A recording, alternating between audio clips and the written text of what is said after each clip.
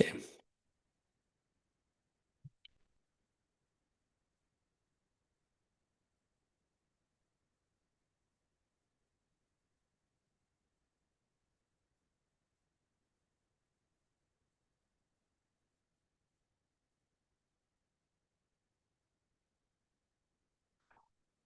All righty. Fantastic. So I see so many participants here live with us. Our panelists are here as well. Um, Give me a second while I just one of our panelists, just making sure that they're able to join as well.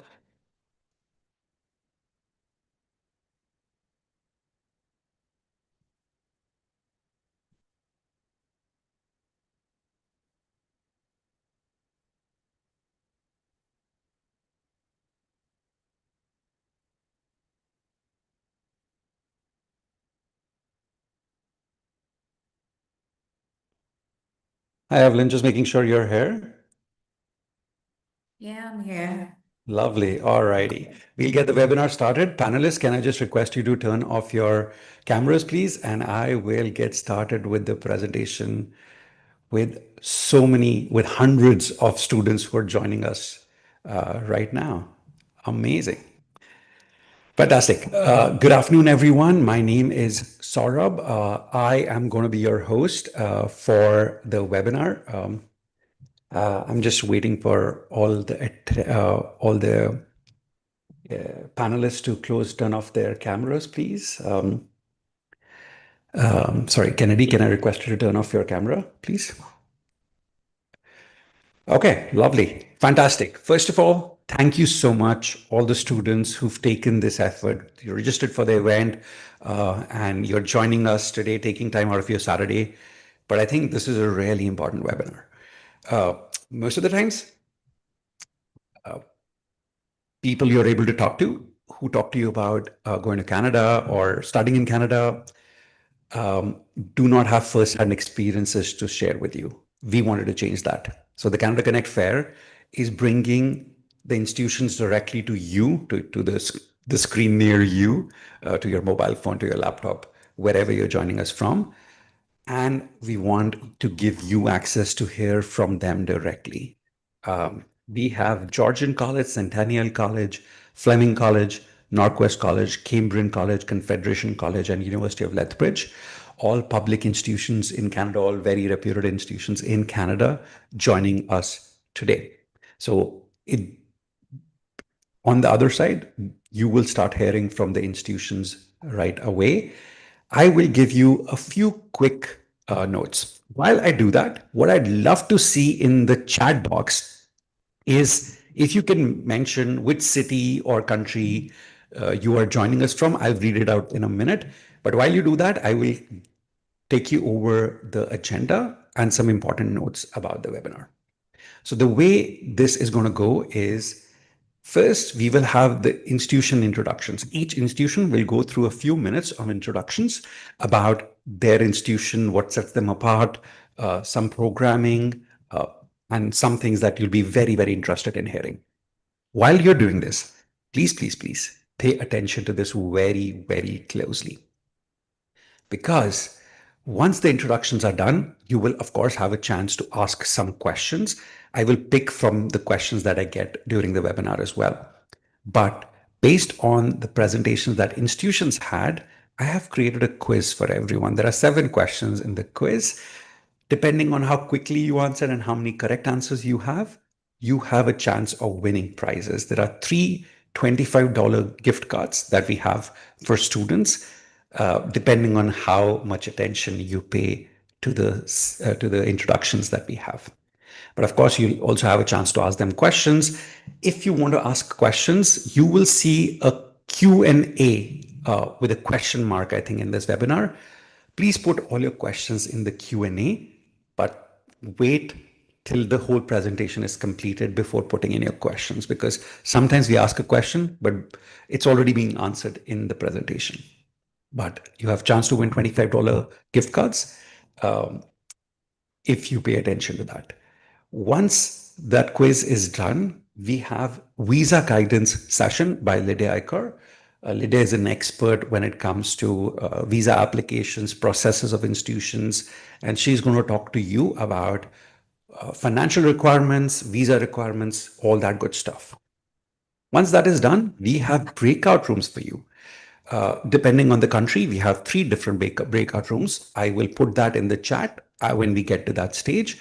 In the breakout room, you will be able to talk one-on-one with counselors, like expert counselors, for any of the partner institutions that are here for the Canada Connect Fair. Couple of other quick things that I wanted to mention is, as I said, listen to the presentations before putting in your questions in the Q&A. Please pay attention to the payment and visa guidance presentation. A lot of students do not have the right guidance or are misguided for especially the fee payment and the visa guidance. That's really, really important. And take advantage of the breakout room. For the breakout room at the end, there'll be separate links that you'll have to click on. And I'll give you those links at the end, but you can then talk to counselors one-on-one as well. Okay. But before we get that, I'm just going to read out some places that we have students joining us from. We have students from Ghana. We have students from Nigeria. I see Nigeria again, Ghana. Wow. Nigeria, Accra in Ghana. I see Lagos in Nigeria. Wow. Someone from North Cyprus joining us. Oh, wow. These are hundreds of responses. From students. Yeah, amazing, amazing. Thank you so much, everyone. Now, without further ado, we will get started. And our first expert who's going to be talking to you is from Georgian College. Evelyn, if you can turn on your video, please. Hi, Evelyn. Good afternoon. Good afternoon. Awesome. Evelyn, I'll control the slides as you know, but go for it. You're the experts. You're the expert. Go for it. And please let me know when you want me to change the slide. Okay, perfect. We can start now.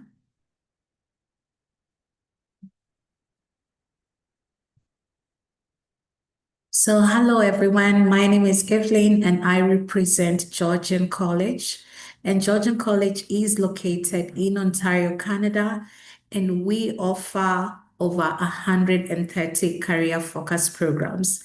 So for us, what we are really known for is the fact that we are the leading co-op college. And just as a brief, what we like students to get from Georgian is the experience, and hence the tagline, are you ready to experience Georgian? Next slide, please. So when you get to know about Georgian, you'll quickly find that we have over 130 career focus programs. And I'm happy and proud to say that over 60% of these programs have the postgraduate work permit eligibility. So what this means for you as an international student is that when you apply for these programs, you get to stay back. We currently have over 6,200 employer partners. And so you are coming in to gain experience from partners like IBM, Magna, Honda, Microsoft, and all these big companies to give you the work experience that you need as an international student. We also have articulation agreements with different universities across Canada.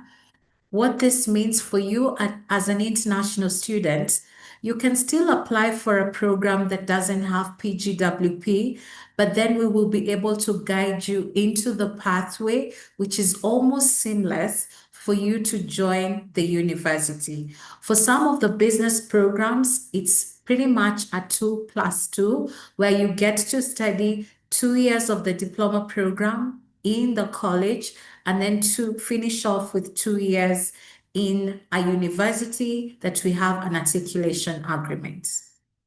Next slide.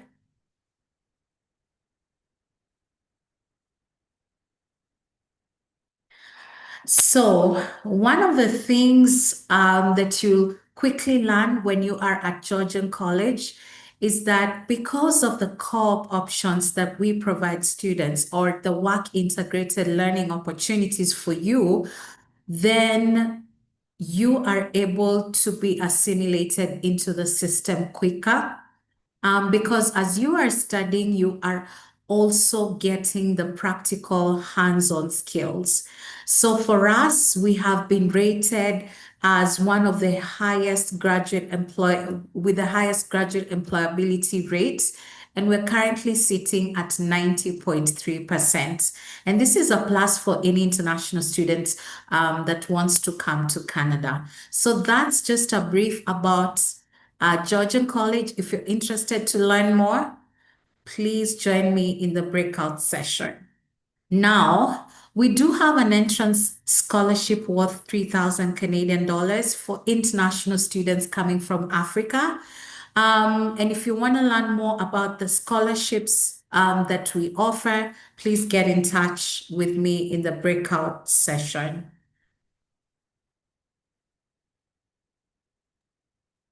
Thank you so much, Evelyn, for that wonderful primer to everything that Georgian College has to offer to our students. Fantastic start to the session. Thank you so much, Evelyn.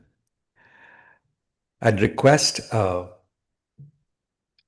Beryl from Fleming College to join us. Hi, Beryl. Good afternoon. Over to you.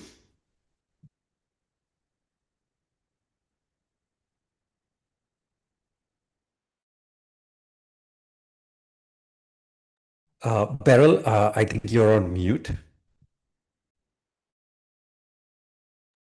Oh, sorry about that. Can you hear me now, Sirab? Loud and clear. Thank you.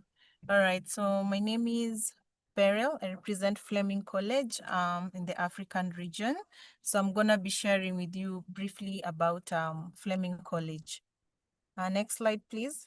Fleming is located in Ontario, Canada. Our slogan, as you can see, is You Fleming, Your Future. We have 3 campuses in Canada. Next slide, please.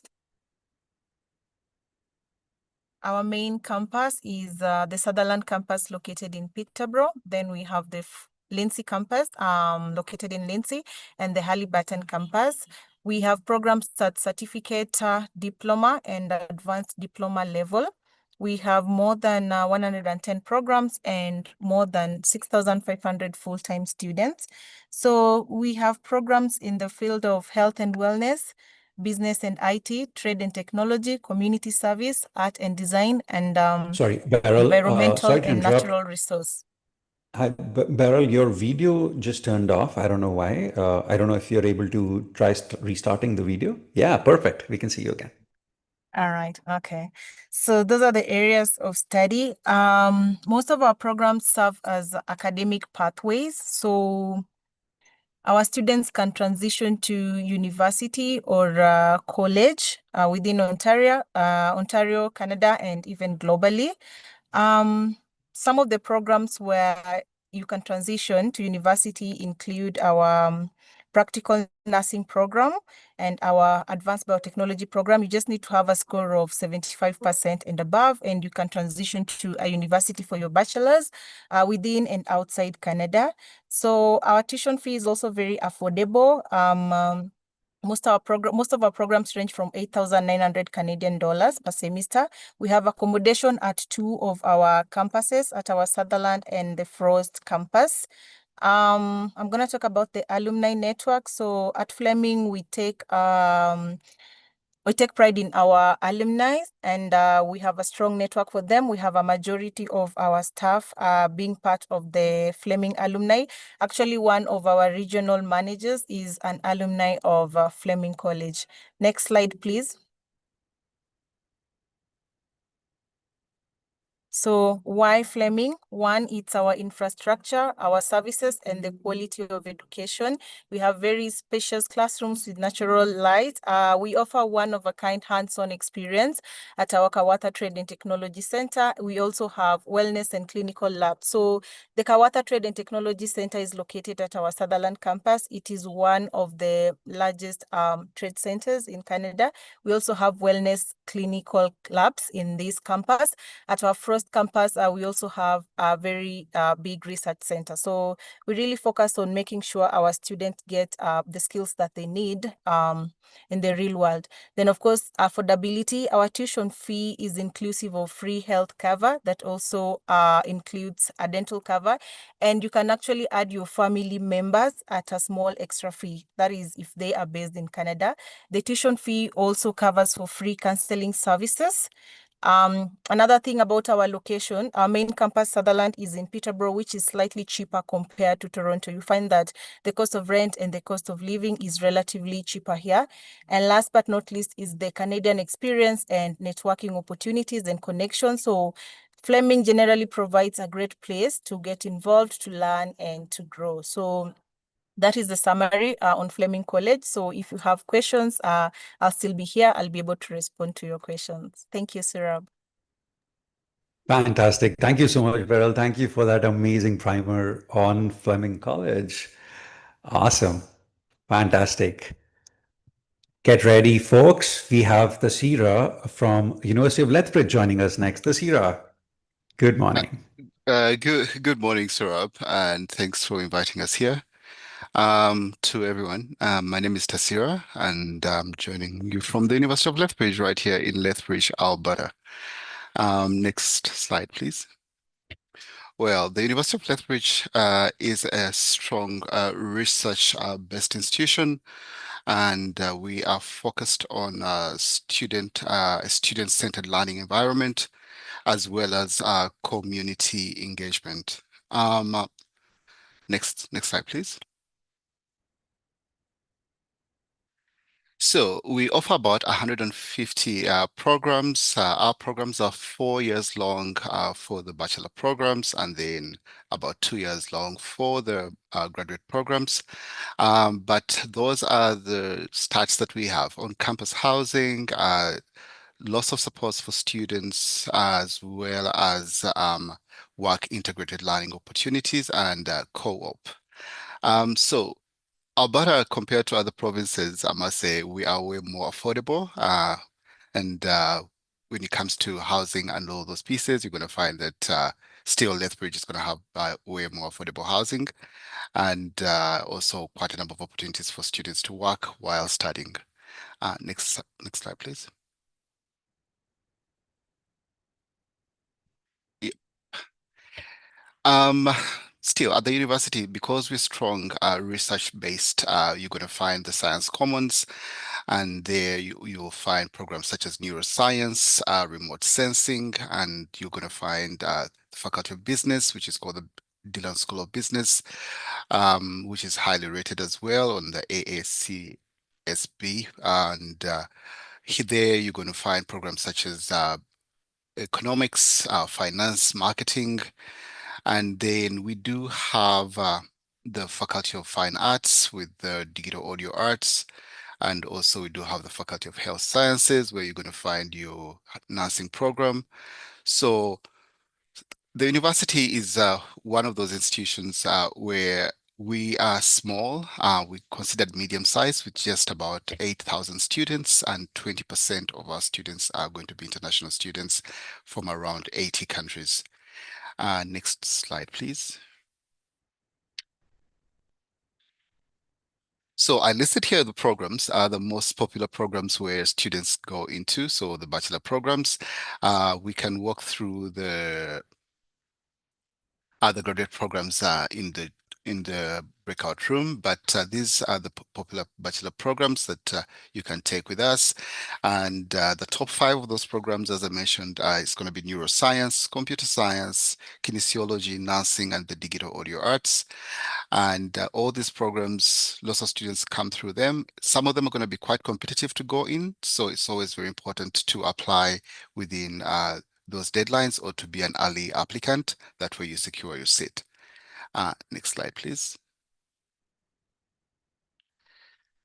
All right, so if you want to chat more, if you want to learn about the scholarships, we have entrance scholarships to a maximum of $6,000. And on the graduate side, we have scholarships to a maximum of about $25,000 for the masters and the PhDs. So if you want to learn more about us, please just join the breakout room. I'll be more than happy to walk you through the different programming and also to tell you why you would choose Alberta and the different advantages of living in our province. Thank you. Thank you so much, Tasira. Thank you so much for that introduction to all our students. Fantastic. Now, coming up next, we have Cambrian College, Kennedy. Good afternoon. Over to you, Kennedy. Thank you. Thank you very much, Saurabh, and thank you for having us. My name is Kennedy. I represent Cambrian College. And next slide, just to let you know a little bit about Cambrian College. We are based in a city called Sudbury. Allow me to share a little bit more about Sudbury because it's important for you when you're coming to Canada to know the province that you're going to, and more specifically the city. And this is simply because different cities have different opportunities and also different regulations. Next slide, Saurabh, please. So for Cambrian College, we are in the city of Sudbury. This is like an hour's flight from Toronto, or you can take about 4 hours by road. It's a wonderful city, slightly on the north of Toronto, where students are finding it very easy to thrive and also to be integrated into the community. And this is simply because Sudbury is a relatively small city, but has all the facilities you may need in a big city. So it makes it very easy for students to thrive in Canada. Next slide, please. Thank you. We have a couple of programs that are PGWP eligible. That means you are able to stay back and work after you're done with your program, be it at the diploma level or the postgraduate certificate level. And these are in business and IT, which are most popular ones, including health sciences, and also a few degree programs that we're offering to international students. Next slide. Now, the city of Sudbury, it's the largest city in Northern Ontario, and it has a number of employers, which include employers in the mining industry, as well as healthcare, and also business and IT. One of the things that makes the city interesting for international students, it is that it has the highest wage rate, the highest average wage rate compared to the rest of Canada. And this, interestingly, comes against a backdrop of affordable housing, which is quite in plenty, because as I said, it's a small city. And so, issues of housing is not a challenge, and they're quite affordable, ranging about 1,000 Canadian dollars a month. And you also get an opportunity, which is most exciting for me, to also pursue your permanent residency. Sudbury is an interesting place because in as much as the province of Ontario may have about 9 ways through which you can become a permanent resident in Canada, Sudbury has an additional 4. So in total, you have 13 ways in which you can become a permanent resident in Canada. And so Sudbury, our city, where we are hosted as Cambrian College, becomes the best place for international students who especially are looking to stay back and work in Canada. Next slide. Actually, I believe this is the last one, right? Great. We'll share more about Cambrian and also including our admission requirements, which are very easy and achievable when we meet up in the breakout rooms. So thank you and looking forward to seeing you in the breakout rooms. Thank you so much, Kennedy. Thank you for that introduction. Amazing. Now, coming up next, we have Centennial College. Julius is here from Centennial College. Julius, good morning, and over to you. Thank you so much, Saurabh. Good morning to you, and good morning, good afternoon to all of you in the different parts of the world. Saurabh, thank you for having us here. We're privileged and honored to be able to share a bit about who we are. We're Centennial College. My work there as a regional manager for Africa, Middle East, and Latin America. And I'm glad to be able to talk a bit about Centennial College and what it has to offer to all of you that might be interested. One of the things we'd like to let you know is Centennial College is the oldest public college in Ontario. We'll be turning 60 next year. So we've been around for quite a while, and we do have a brand and a reputation that we can talk about. We are right now #1 in paid student internships in research. And that's important in the sense that as a student, you actually can get a number of these internships. In 2023, we actually had 571 paid research opportunities in the college. And so while we also offer co-op opportunities like many of our other sister and brother colleges, we're glad to know that we can actually help students work in areas of specialty like these internships. The other thing we want to talk about is we have 1,500 industry partnerships. And someone might ask, okay, so what's the big thing about that?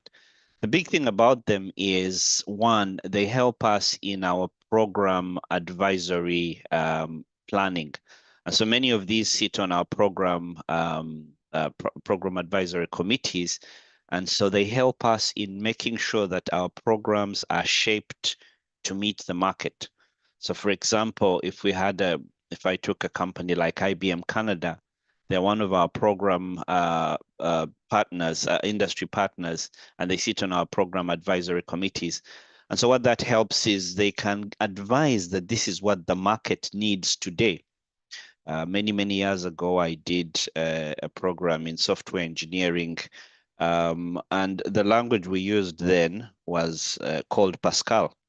If someone came up and said Pascal today, people might be like, what is that? Or there's a guy who maybe was involved in the discovery of penicillin. But Pascal was a programming language then. So today, that wouldn't fly because it's not relevant. And so the industry partners help in making sure that this is what you need for the market. This is what we can tell you that the market is looking for. So that has helped us a lot in making sure that our programs remain very current.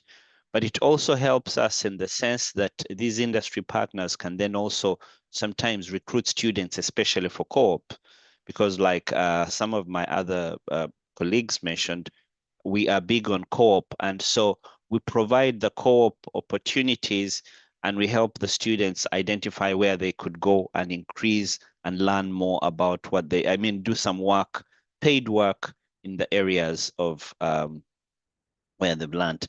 And so this is where the industry partnerships also have an extra advantage.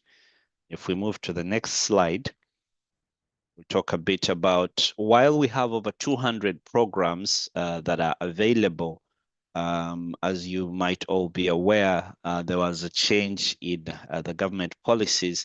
And so the government decided it was important to align the postgraduate work permits to specific needs that have been identified in the Canadian marketplace. And so we took a review of all our programs. And so we still have the other ones available, but specific to what is postgraduate work permit alignment, these are 60 programs right now, and we ensure that they are in the Canada's priority job sectors. And so we took what the government had said and we said, okay, so this is what we need to identify. This is what we need to look at. And so we offer a number of certificates, diplomas, advanced diplomas, degree, and postgraduate certificates. And so all these are options and possibilities, mainly in the 60 that are PGWP or postgraduate work permit aligned, but also available if one is not, someone might say, look, all I want to do is come study and go back home, or come study and then move on to do a university degree. And so we have over 1,000 pathways which help students move from the diploma side to the degree side. And again, sometimes someone might ask, how is that an advantage? It's an advantage, for example, if you started, let's use the example of a software engineering program. You do a software engineering program for 2 years, you come out with a diploma. You're highly marketable, by the way. Over 90% of our graduates get to work within to work in the industry that they've studied in within 6 months, give or take. And so the certificate in software engineering will get you into the workplace. But I also know that many of us are keen on getting that degree, that it's got to be a bachelor's degree. And I understand it, I've been there, done it. And so the pathways help in the sense that now, because you have this diploma from Centennial College, we have over 100 universities that we have agreements with, and they will take you in. And so you'll be beginning at year 3. So if you think about it, you would say in a 4-year period, be able to say, I did my 2-year diploma, I completed my degree. So you have a diploma and a degree in your pocket. And I think that helps increase on the possibilities of what it is you are able to do in the marketplace. Just a little bit about some of the programs we are doing that are of much interest: artificial intelligence, software engineering, biotechnology, game programming and game development, graphic design. And many of these are either diplomas, 2-year or 3-year advanced diplomas. We also have an honors Bachelor of Information Technology degree. We have a diploma, an advanced diploma in energy systems engineering. We have a diploma in development services worker or early childhood education, practical nursing. We have a diploma in business supply chain and operations, and an advanced diploma in business administration, supply chain and operations management. We have lots of postgraduate certificates, like I mentioned, cybersecurity, Internet of Things, children's media, and so on and so forth. And then lastly, maybe in our programs, I can also mention we have what we call fast track programs. And these ones will recognize that you already have a degree or a diploma. And so they will give you some credit. So let's say you already have a degree in IT and you take on a diploma in software engineering. You may be able to get either a semester off or a whole year off, depending on the grades and the subjects you've studied. So those are some of the programs we do. And I'm glad to also tell you that we have some entrance scholarships that range for anything between $2,000 to $5,000, depending on how many years you're doing your study. And we have residence at one of our campuses. We have 5 campuses, right? That's it for the introduction. And I'll be glad to talk a bit more about what else is possible out there. Thank you. Thank you, Julius. Thank you so much for that introduction of Centennial College. Fantastic. Coming up next, we have Confederation College. Lily, good afternoon. Hi, good afternoon. Good afternoon. Over to Lily. Okay, thank you so much, Saurabh. Hi, everybody. My name is Lily McKenna. I'm the regional representative for Confederation College here in Africa. So Confederation College is a public college, and we are located in Ontario, Canada, specifically in Thunder Bay. So Thunder Bay, I'll tell you a little bit about Thunder Bay. Thunder Bay borders Lake Superior. Lake Superior is actually the largest freshwater lake in the world. So this makes Thunder Bay a very scenic town, very calm, no traffic worries, and lots of amenities for you to do things even outside of your schoolwork. So not just in school, but even your environment itself will be quite friendly. So today I'm here to talk about Confederation College and what makes us unique and why students do choose to come and study with us. So I'll move on to the next slide. So why Confederation College? Number one, our programs are PGWP eligible. So this means that students who complete our programs, they can apply for up to 3 years of work permit upon graduation. So many of our programs, they have co-ops and work placements. And even over and above that, we do have a very high employment rate, currently sitting at 89.7, which is almost 90%. This means that within 6 months, almost 90% of our students have gained employment. So this is very great for students, and it means that even upon graduation, you'll be able to get employment, and even with that employment, you're able to get hands-on experience, get all the experience that you may need to thrive in your workforce. And we are also quite affordable, both in terms of living costs and in terms of tuition. So cost is a big factor for international students, and we do understand this. And this is why we are very proud to offer some of the most affordable tuition and living costs in Canada. We do have on-campus accommodation, and which starts from as low as 375 Canadian dollars per month, which is comparatively very low compared to other schools or other cities or other larger cities like Toronto. And once you become a student at Confederation College, we don't just leave you there. We are known for our personalized support. We don't just enroll you and tell you, okay, now good luck. So we walk the journey with you. We do offer academic support for our students. We also offer some career support. So we know some you don't know how to write your CVs, so we help you with that. We also help you meet employers in the region. We have a lot of career fairs, so you can get to know all the employment opportunities that are in the area. We are also part of the RNIP program, or the Rural and Northern Immigration Pilot Program.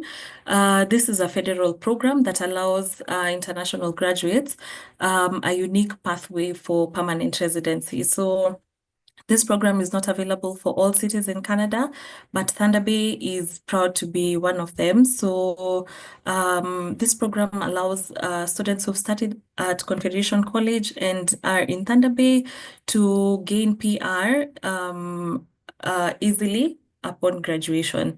So I'll move on to some of our unique programs. We have several programs. We have both undergraduate and postgraduate programs. We have some in the School of Engineering. We have aviation program. We have quite a number of trades. We have the carpentry. We have welding. We have mechanical techniques. So all these are very great options for people maybe who like to work with their hands, who do well not sitting behind a computer. So if you feel like you work very well with your hands, trades programs will be great for you. And they have a very high employment rate as well. So we also have some programs in the health science department. We have nursing, we have the practical nursing and the Bachelor of Science in Nursing as well.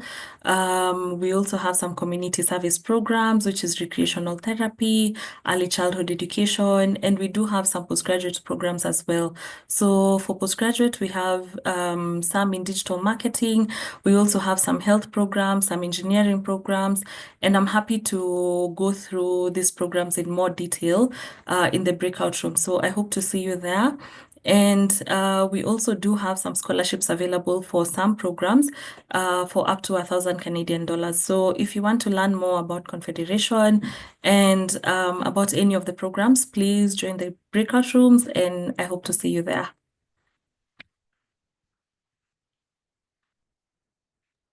Thank you so much, Lily. Thank you for that great introduction. Yeah, fantastic. Now, coming up next, we have Norquest College. Saurabh, good morning. Welcome. Over to you. Hey, thank you, Saurabh. Hello, everyone. My name is Saurabh. I'm the manager for international recruitment and partnership here at Norquest College. So we'll go to the first slide and we'll go over the college. So yeah, we are located in Edmonton. So Edmonton is the capital city of the province of Alberta. So that's geographically where we are located. We'll go to the next slide.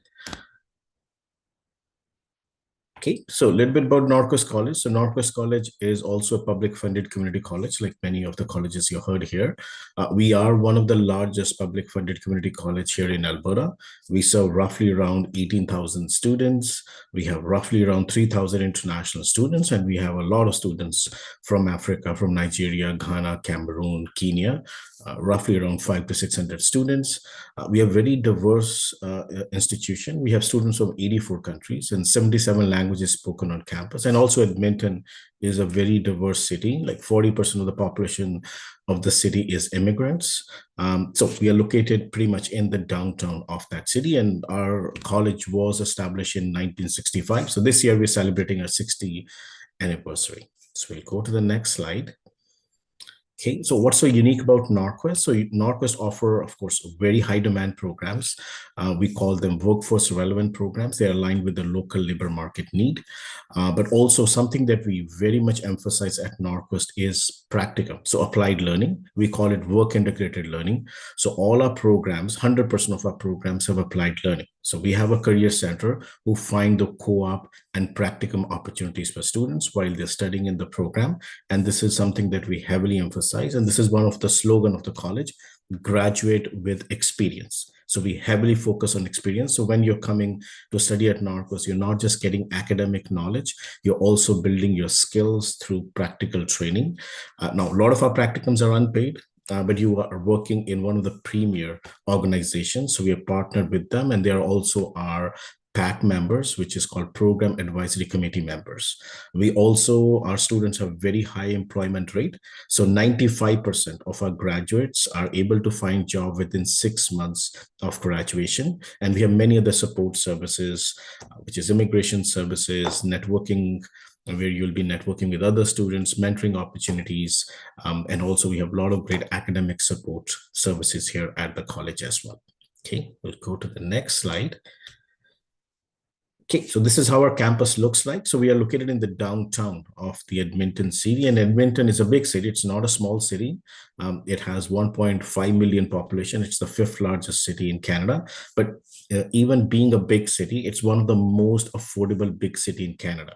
So the cost of living is very, very affordable. Like in downtown Edmonton, you can rent an apartment anywhere from $900 to $1,300, which is very, very affordable for being such a big city.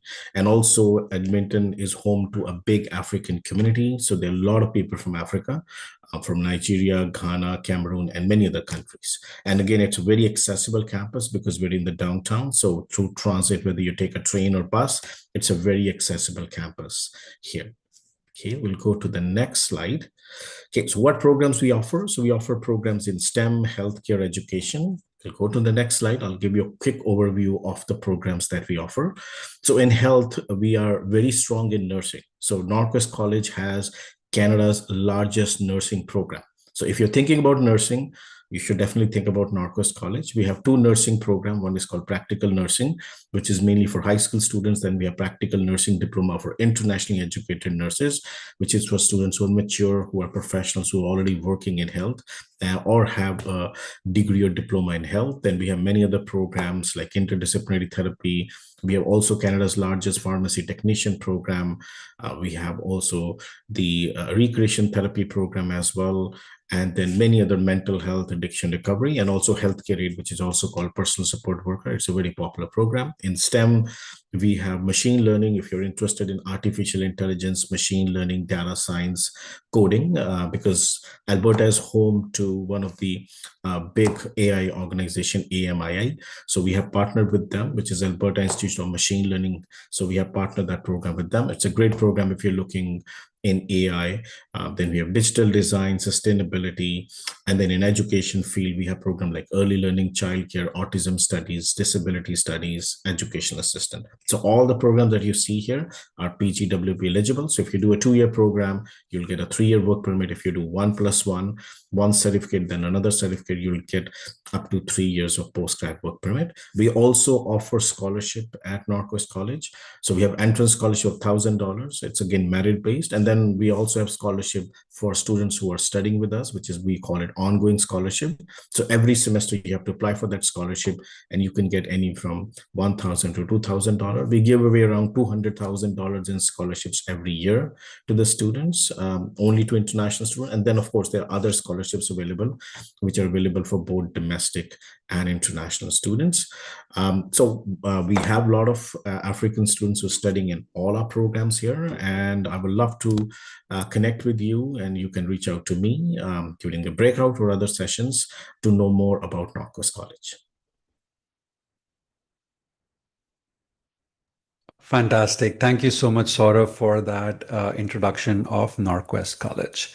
Okay, so now it's time that questions that you had. Now, mind you, if you put in questions that are very, very specific to your case, I can't really take that up in a public forum, but breakout rooms will be your opportunity to ask very specific, profile-specific questions. But here, I can only have more general questions put to the panelists, but please put your questions in the Q&A. Questions like industry, if let's say you're an IT professional, ask questions about the industry, how to get jobs, anything like that, which is generic in nature. I will be putting those questions to our panelists. We have a good amount of time for questions with our panelists as well. And this is your opportunity to ask those questions. But again, profile specific questions, we will talk about them in the breakout rooms that'll be coming up in a little bit. But I have a lot of questions that have come here. What I'll do is I'll stop sharing the screen, and I will just say that panelists can put their videos on if you wish. And I will post some of the questions that I have from our students.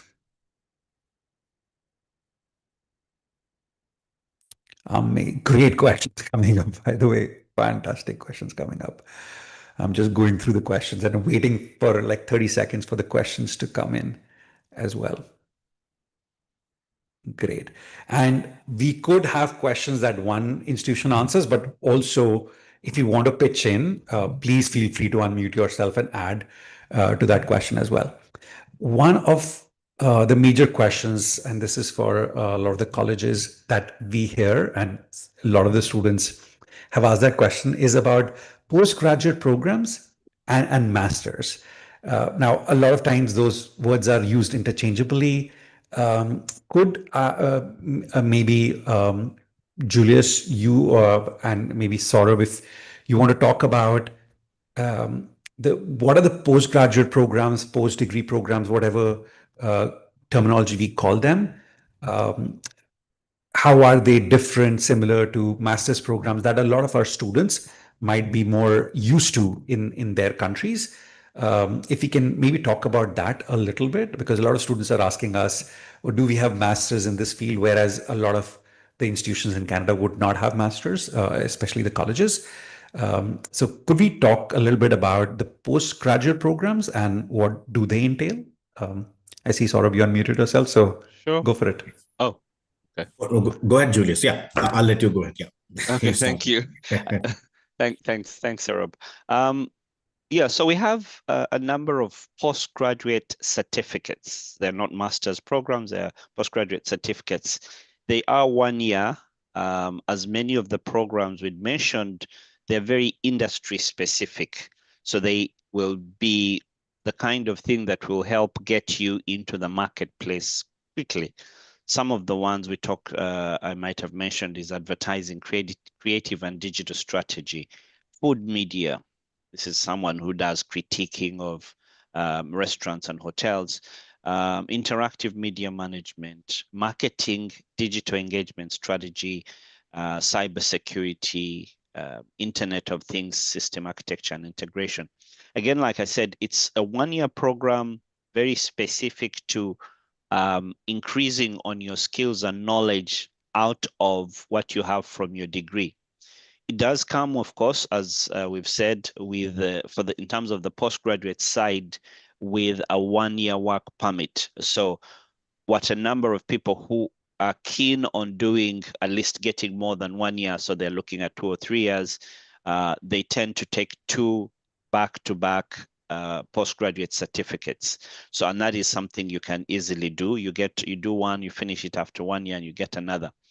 It expands on your level of knowledge and skills, because both of them are very, I mean, the certificates are very practical and hands-on and help.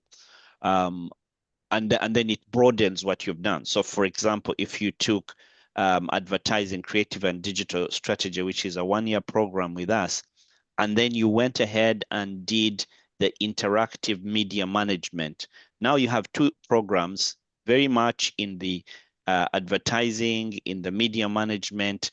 You'll still be able to get your 3-year work permit, but you have added these 2 very key and very specific skill sets in a period of 2 years. So I think that's how I would look at that. Also, in terms of cost, each of them would be in the range of between 18 and 20,000. So if you just did one and you stopped at that, that would be fine. And then if you did both, of course, then that would be double. Just maybe as a by the way, sometimes doing those certificates can also make it a little easier on getting into a master's program, which maybe your degree might not have been as easy to help you get into if you're very keen on getting the master's as well. I hope that helps a bit. Thank you. Okay. I'll just expand, Saurabh, on a few things that Julius mentioned. So I think the question probably students trying to understand what's the difference between college and university.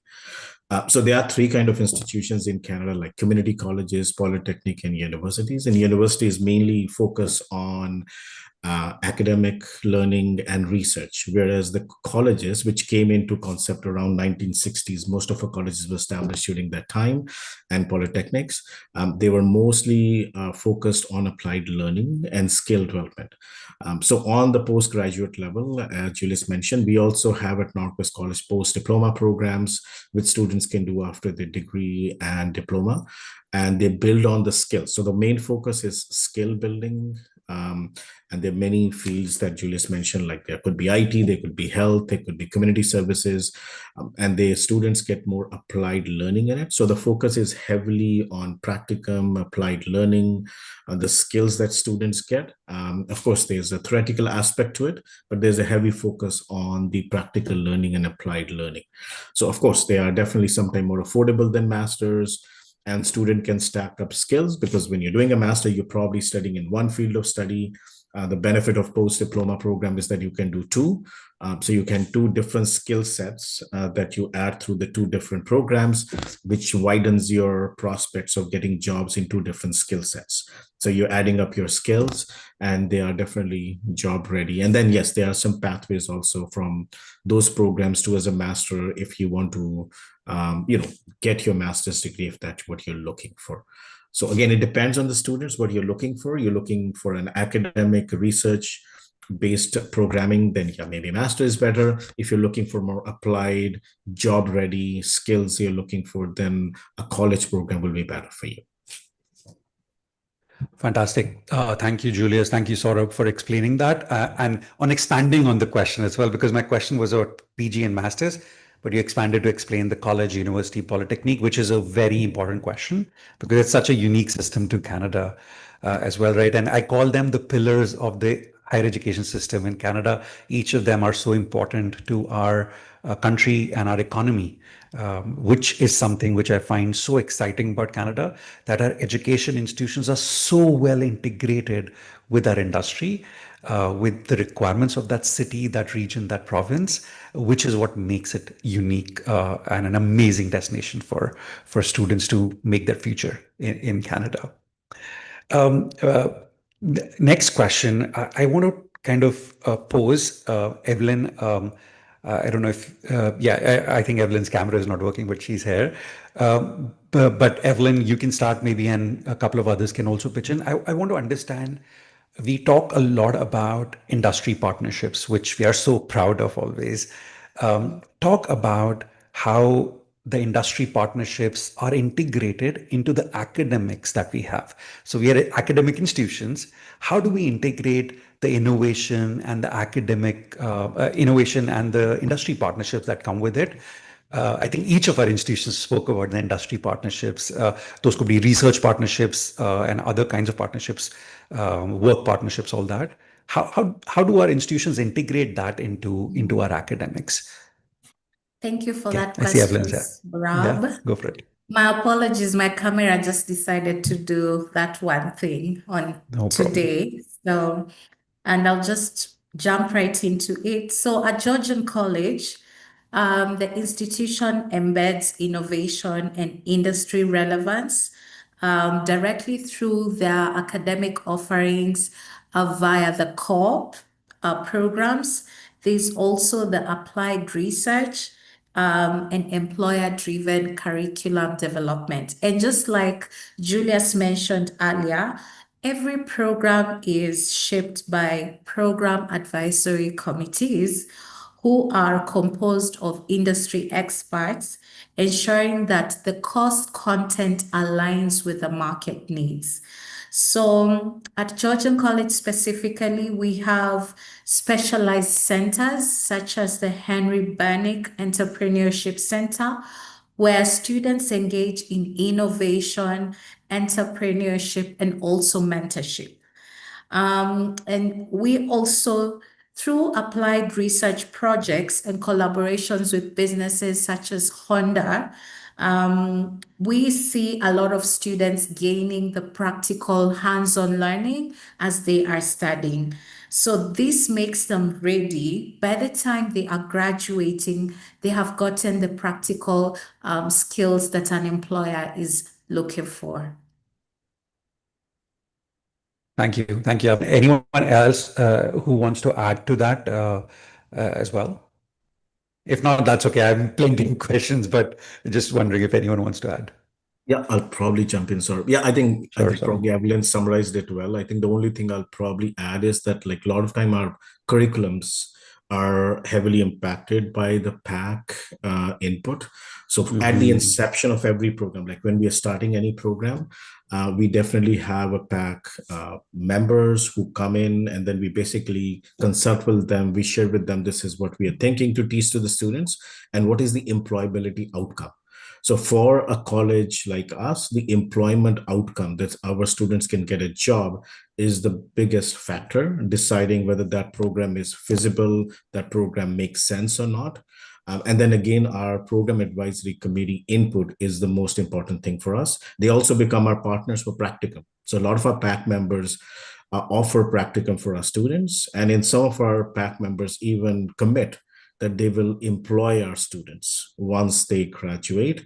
And if they're not able to employ our students, then we say, okay, what should we offer? How should we change our curriculum? What courses, what skills students need to have so they can get employed? So from employment, from a program curriculum development, so PAC members are heavily involved, and that makes that system very unique in the world. And also a beautiful system because it definitely aligns with what our objective is, which is the employment outcome of students. Lovely, lovely. Tasira, if I can come to you and ask my next question to you, like University of Lethbridge is a university, and I know rated very highly among the primarily undergraduate universities. If we can talk about this era, like you've traveled all over Africa, you welcome students from all over Africa as well, your university. Can you talk about when students are coming to Canada, especially African students coming to Canada, what are some of the things that they should be prepared for? Or if I flip the question and I say, in your experience, some of the students or many of the students, what have you found lacking in terms of their preparation? What are the things they should be looking forward to so that they have more chance of being successful at your institution in Canada in general as well? Thanks, Rob, for that. So the first thing I always advise students is to do their research well and select the right city that would support them. All right, because all the cities in Canada are different, all the provinces are different. There's different advantages and maybe some disadvantages to provinces. But it's very, very important to be to select what really works for you. And also understand what kind of institution you're going to, where the institution is located, the size of institutions. So I find that students sometimes are looking for big institutions with about, say, maybe 20,000 some students, while others are looking for smaller institutions. So for our institution, we're just about 8,000 students, so which is like medium-sized institution in Canada. So selecting the right city and the right institution is very, very important. And then the second part is the community, I would say. In Southern Alberta, we are in a smaller city, but we have quite a diverse community, and the community is ready to support students. And here you find organizations such as the BIPOC Foundation, which is a Black Indigenous People of Color Foundation. And this is a big, big, big space for mentorship for our students, and a lot of African students or students from, say, the Middle East or South Asia, they do take part in different activities and find mentorship opportunities in the BIPOC Foundation. So right city, right supports, and then the biggest thing as well is the weather. So I always find students really concerned about the weather in Canada. For sure, the country is cold. I'm always very honest about that. It is cold. You need to select the right city still. So if you're looking for places that are warm, I would say you're looking at the West Coast. But in Alberta, say in Lethbridge, we are one of Canada's most sunniest city with about 320 days a year. So sun is very, very important, especially for students who are coming in from, say, the Africa region or other regions that don't experience the cold. So the weather, and the other one is the supports. So if you reach out to an institution and folks are delayed in responding to you, that's another one. Then how would you get the support on campus, really? But if folks are quite prompt in responding, and all institutions have supports in Canada, because public institutions are great institutions no matter where you go. So supports are really, really big, because I think all of us focus on student success. So your success is very, very important to all of us here. So folks would support you. So you need to really select, I would say, you just go for public institutions, because that's our mandate is your success. So in my experience, I've been around for about 14 years in different institutions. So I'm always quite honest with students. So you need to tell me, what do you really want to do? Where do you see yourself? So as recruiters, I would say we play more of a career guidance role, as more of just come. We need to understand what field you want to go into and how do we map that out for you, and do we have those supports and programs for you to get you to your end goal. So it's very, very important to chat to recruiters with, first, you've done your research, you know exactly what you want to do, and they should be able to guide you. So we cannot just tell you this is the right program for you. No, you need to do your research first before you chat to folks. That way you get the right use of your time and the right advice. So in brief, find the right city, find the right province. All provinces have their perks. Sun is very, very important. Community is important. For African students, hair. I know I don't have hair, but hair is another big thing. So if you're coming into Canada, finding the right city where you're going to do your hair and find your food products and all that is another one. So you need to look into all those pieces. And after that, I think you will be really ready to move to Canada. Yep. Awesome. Thank you, Tasira. And the reason I asked that question is because a lot of our students from Africa and many other countries are so focused on getting in and getting through that first step that what happens after that becomes secondary in some cases. And for us as educators, that is actually the primary thing, right? We don't just want students, we want students who would come to our institutions and be successful, become successful ambassadors for our institutions and our country, right? That's what all of us are looking for. So that's why I wanted you to talk about that. So Hira, so you spoke about community, which is so important, and many other sunny aspects as well that you spoke about. Thank you. Thank you, Tasira. No worries. I have many other questions. One generic question that we are getting from many students is about IELTS or an English language score. We're jumping from advising to admissions, but I know every country is different in terms of the rules for requirement of IELTS. But in general, there are countries where, for many institutions, where you do not need to take a test of IELTS. But again, it is very institution specific. For some institutions, for many institutions, you do not need a test if you have a particular score in your previous qualification in English. So I just wanted to clarify that for many students, but it is country specific and institution specific. So once we get to that stage that you are looking at applying, our experts will help you through that. And again, through the breakout rooms, we can advise you on that piece. If I can, I think Cambrian and Confederation College, both of you spoke about or briefly mentioned the Northern immigration program. And I see students who've asked questions about that. Both of you briefly mentioned it, but because, of course, we as institutions, that's not our role. But could you talk about the RNIP? There are a couple of different terminologies for that program, right? Could you talk about briefly about that? And I know both Sudbury and Thunder Bay are a big part of that program. So I don't know if you wanted to like very briefly kind of mention what it is, because there are questions coming around that too. Great, thank you, Saurabh. So with regards to immigration to Canada, Canada uses several programs to enable particularly international students to become permanent residents in Canada en route to becoming citizens if they choose to. So one of the programs through which you can become a Canadian permanent resident is what Saurabh you're calling RNIP. That was a previous pilot program, but what we currently have is called our RCIP, which is the Rural Communities Immigration Program. So once you're done with your studies, especially your first studies in Canada, then the progression is often to start pursuing your, post-graduation work permit.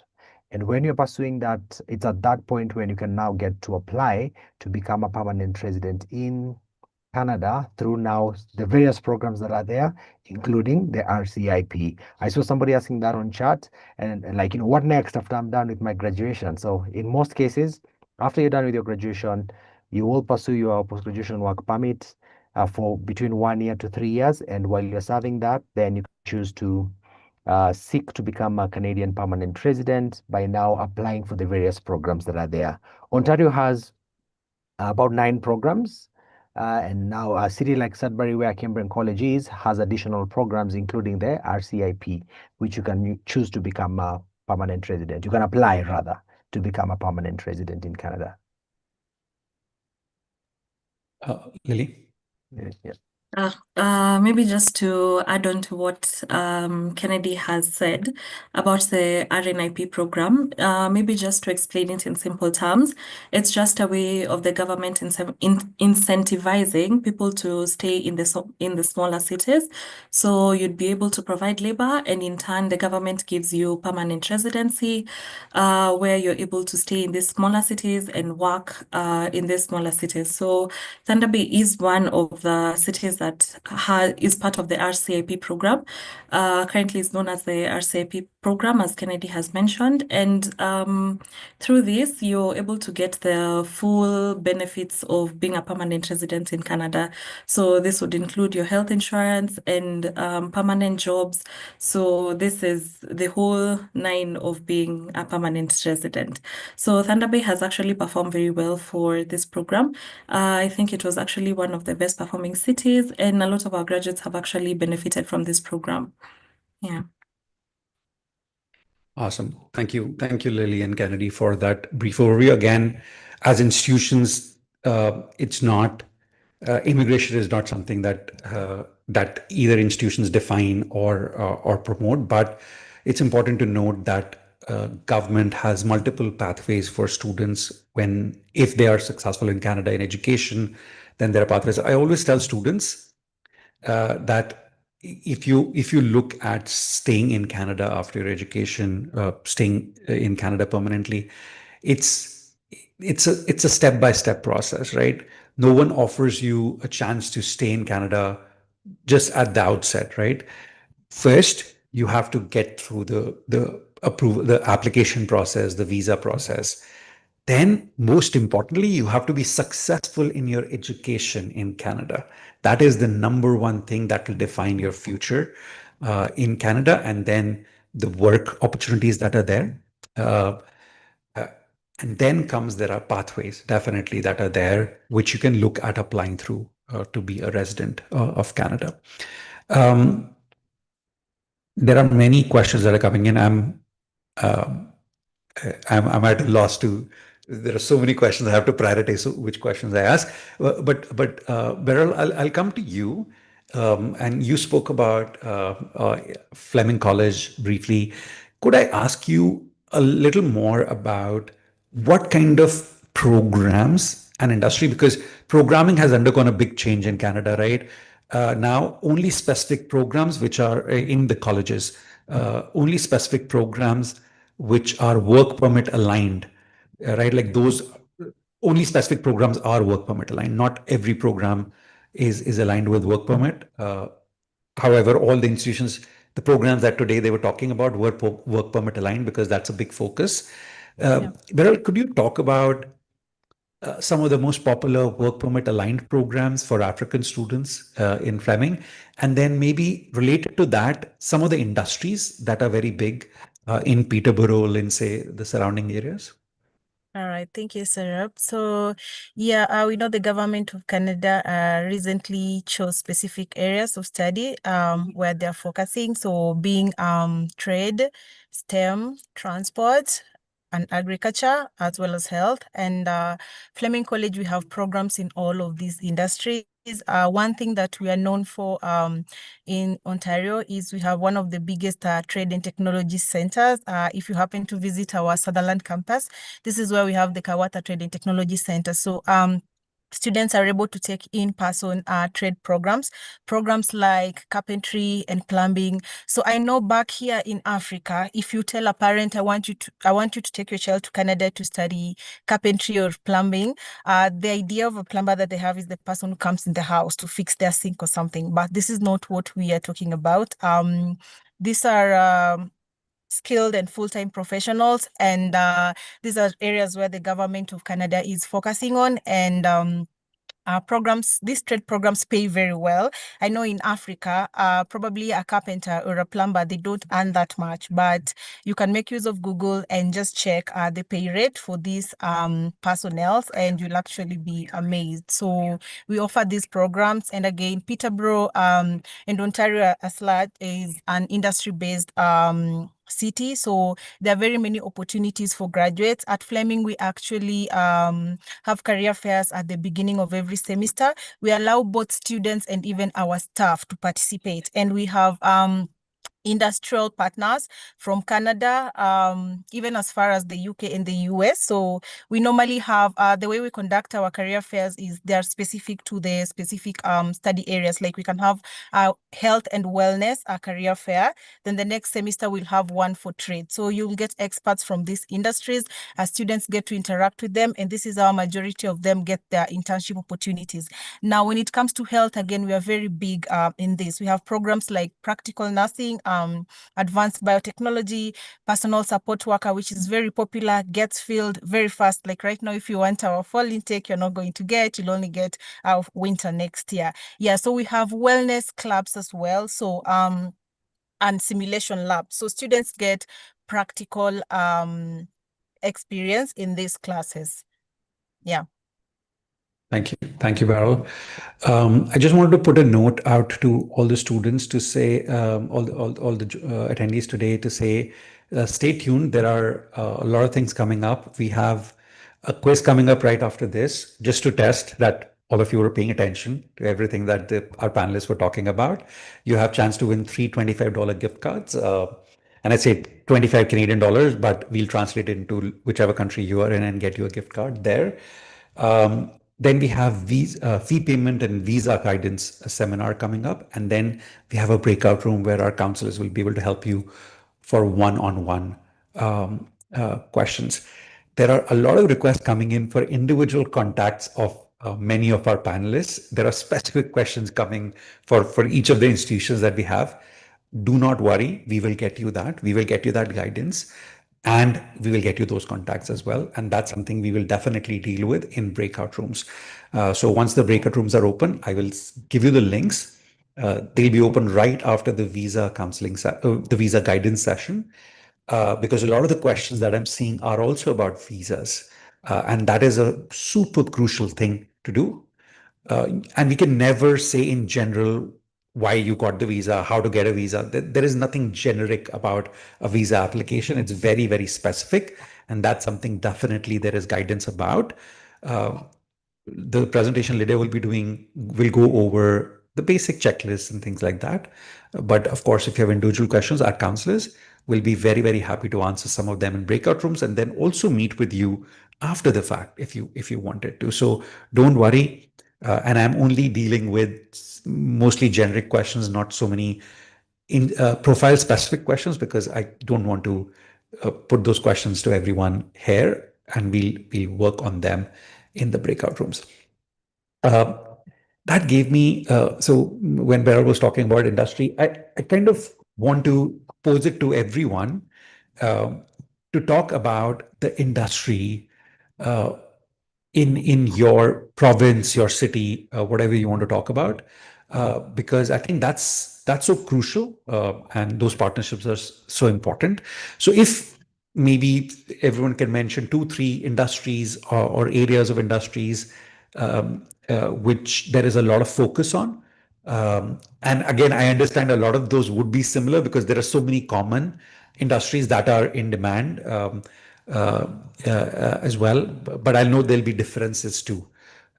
So Evelyn, if I can have you talk about a couple of industry areas or program areas that you want to talk about. Just making sure Evelyn is able to, because I know there were challenges with, no, I think Evelyn will likely not be able to. Julius, can we start with you, please? Sure. Thank you so much, Saurabh. Thanks, everyone. Great webinar here. So 2 areas that I can talk about. Again, I think I'd mentioned we're in Toronto, Canada's largest city. 2 areas that we talk about that certainly has a big demand is still in the area of software engineering, artificial intelligence. There's a big demand in that area, and we are seeing increasing opportunities there. The other one, I'm gonna press and mention 3. The other one is supply chain and operations, because goods move from point to point in every kind of market. And Toronto being, like I said, Canada's largest city, 4th largest actually in North America, the supply chain management is a big thing. We're seeing lots of organizations that are looking for people, the Amazons of this world, even the grocery stores and all that. So that's certainly an area. And then the last one I'll mention is early childhood education. Growing number of families looking for daycare. Sometimes people have to wait long times to get a child into daycare. I've heard of people registering their children when they become pregnant, so that they are hoping that they can get a spot into a daycare at the time the child is ready. So those are 3 areas that I think I would say are in much demand in the Toronto area where we're based. Thank you. Fantastic. Evelyn, can I come to you? I don't know if you heard my question. Can I come to you? No? Okay. Sorry. Yeah, okay. So we're just talking about the specific program areas or industry areas that are that your institution focuses on. And as I also said, some of these areas would be common with everyone. For example, health is one thing I could look at that many institutions would have. But if you can talk about a couple of areas, region specific, so in your city, province, and like program areas you can talk about specific to your institution. Okay. So at Georgian College, we focus on, my apologies, I'm just struggling with my camera. It's gone off again. No worries. No worries. We can hear you. Okay, perfect. So we focus a lot on health science programs, and some of the programs that we offer international students are nursing. So if we have students that are interested in nursing, Georgian does have a lot of seats in nursing for international students. We also have niche programs such as medical lab, pharmacy, biotechnology, dentistry, opticianry. So we do have lots of options for students. Aside from health science programs, we also have a very interesting program called Business Agriculture. And it's been listed as one of the programs that is PGWP eligible. So I know typically students coming from Africa would think of farming, but this is a little bit different because you're dealing with the needs currently, and it's also aligned to what the UN SDG goals are currently, which is to offer sustainable food for the population at large. I hope that has answered your question. Yes, absolutely. Thank you, Evelyn. Could I go to my Alberta panelists and have them talk about the industries specific to your city or the province, the CERA, and then Saurabh? Thanks, Rob. So Alberta as a province, we are oil and gas. So those are main. We heavily reliant on that, and all the programs that we offer would basically ladder into a career in either or. Say, for example, agriculture is another big reliant industry in the province. Well, at the university, you could do a program in agriculture biotechnology, and then another industry in the province is going to be your finance and insurance. So the business school has majors that could lead you into that industry as well. Real estate is another big thing in Alberta because the province is growing, and still through the business programs or computer science, you could have a career in the real estate industry. Lethbridge as a city, so we have a campus in Lethbridge, that's where our main campus is, and then in Calgary we do have a smaller campus. Lethbridge as a city is a huge manufacturing city with Coca-Cola, Pepsi-Cola. We have Cavendish Farms that does fries, and they just out of the city there's a Harless industry that does the sugar. So it's really manufacturing here and agriculture. So most of the students work in those kind of industries there. And as a city as well, and Calgary is big on IT. So IT, finance, and then the oil and gas industries, they do have, most all companies have offices in Calgary.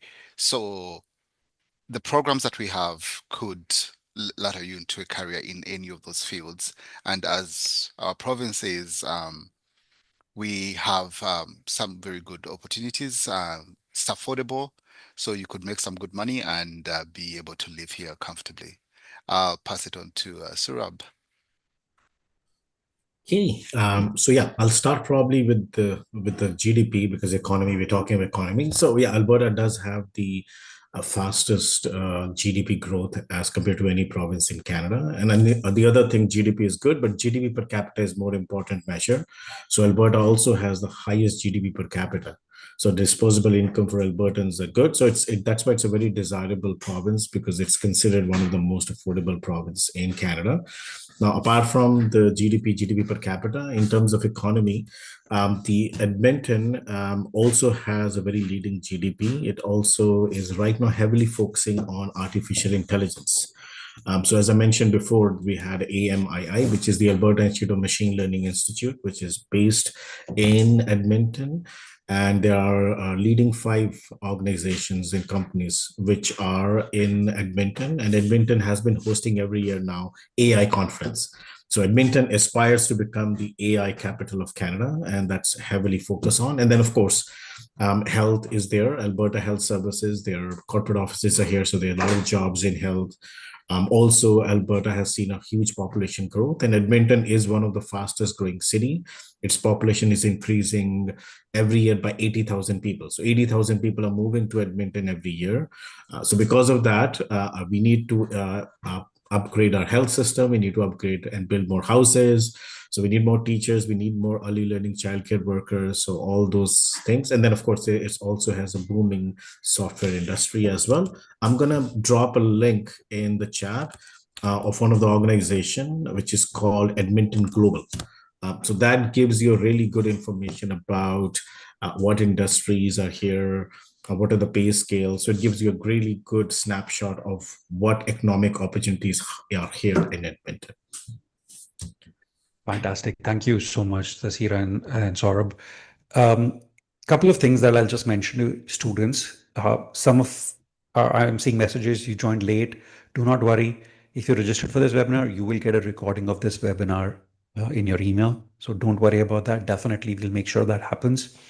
I'm getting questions about link to apply to this institution, that institution. All of that we will help you with. What we'll do is in our follow-up email, we will of course include those links, but we also want to help you through that process because we want to make sure your documents are complete before you're submitting. You're aware of the financial commitment, for example, before you're applying to the institution. We don't think it's the only point is to apply. The point is to be ready for your journey to Canada and then apply. So we'll help you through that. Breakout rooms will be a great place to get started on that. So I was getting a lot of questions about those couple of things. So I thought I'll mention those, but I'll come to Lily, you, and then Kennedy, and then Beryl. I know you spoke about the industries as well, but if there is something more you want to add, please feel free to do that. Lily, we'll start with you. So for Thunder Bay, I'll talk about two major industries. So Thunder Bay has a very strong base in forestry and mining and heavy equipment. So some of the most in-demand roles or careers that are usually here in Thunder Bay include welders, electricians, carpenters, industrial technicians. So those are very popular programs, and those are very popular careers. And Confederation College does offer these programs. So you'll be able to study in these programs and then be able to practice when you get employment in this region. Our healthcare program is also quite good. Thunder Bay has actually one of the largest hospitals in Northwestern Ontario. And some of the in-demand roles for this region in terms of healthcare would be personal support workers, nurses, lab technicians, health administration. So if you're interested in any of these programs, Confederation College does offer them. So you're able to study them and be able to practice and get employment in the region. So yeah, those are just two to just highlight a few, but I'm happy to talk more about the other careers more in the breakout rooms. Thank you. Thank you, Lee. Kennedy? So for Cambrian College, being in Sudbury, we find ourselves at the heart of mining in Canada. After all, Sudbury is regarded as the nickel city of the world. And so we have a very thriving mining industry and mining programs, as well as related engineering programs that come with that. Secondly, we also have the third largest film industry in Canada. It's based in Sudbury. And so, we have allied services towards film industry, which includes animation, art and design, graphic design. So these are the two, I would say, most vibrant industries in Sudbury. Awesome. Thank you, Kennedy. Beryl? Okay, thank you, Saurabh. So I'll talk about Peterborough because our main campus is located here. And anyway, the Frost campus is just like 20 minutes drive from there. So the thriving industries in Peterborough include manufacturing, agriculture, engineering, health, tourism, and digital and creative energy.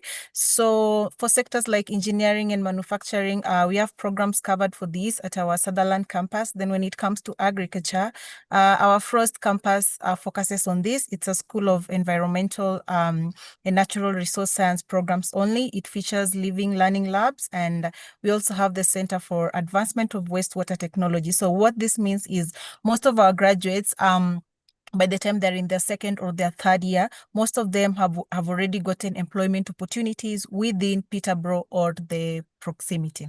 Yeah, that's how I'll summarize Awesome. it. Thank you so much, Beryl. Thank you so much, all the panelists, for your introductions, answering the questions of students as well.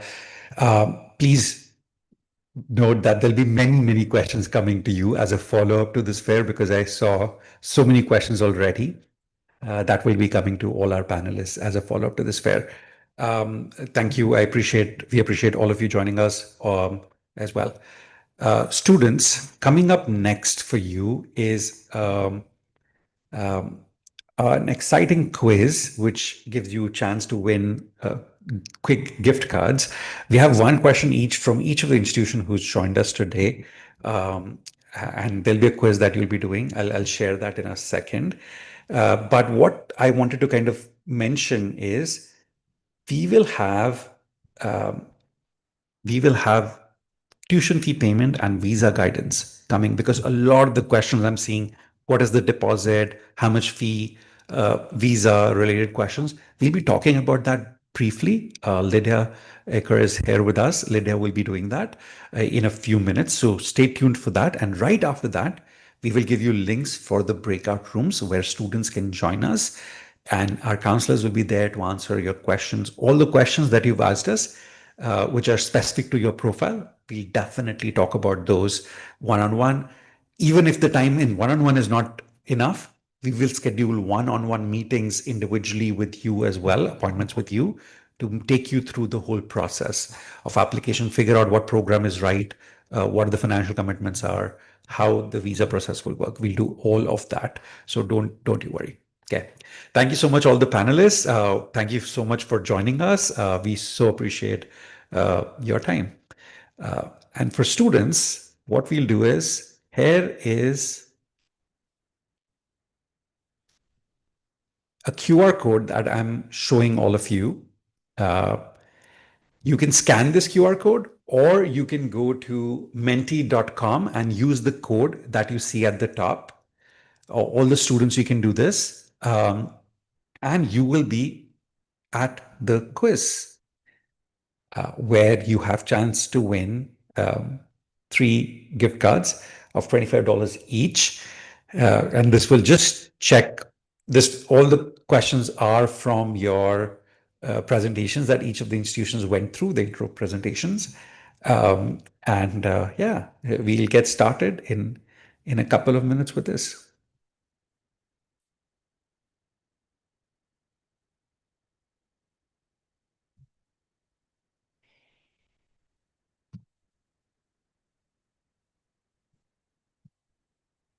Okay, lovely. There are students joining us.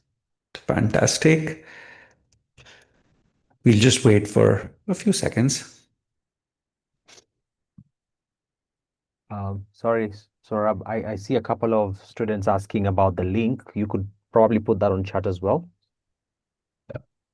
So there is no link for this. Okay.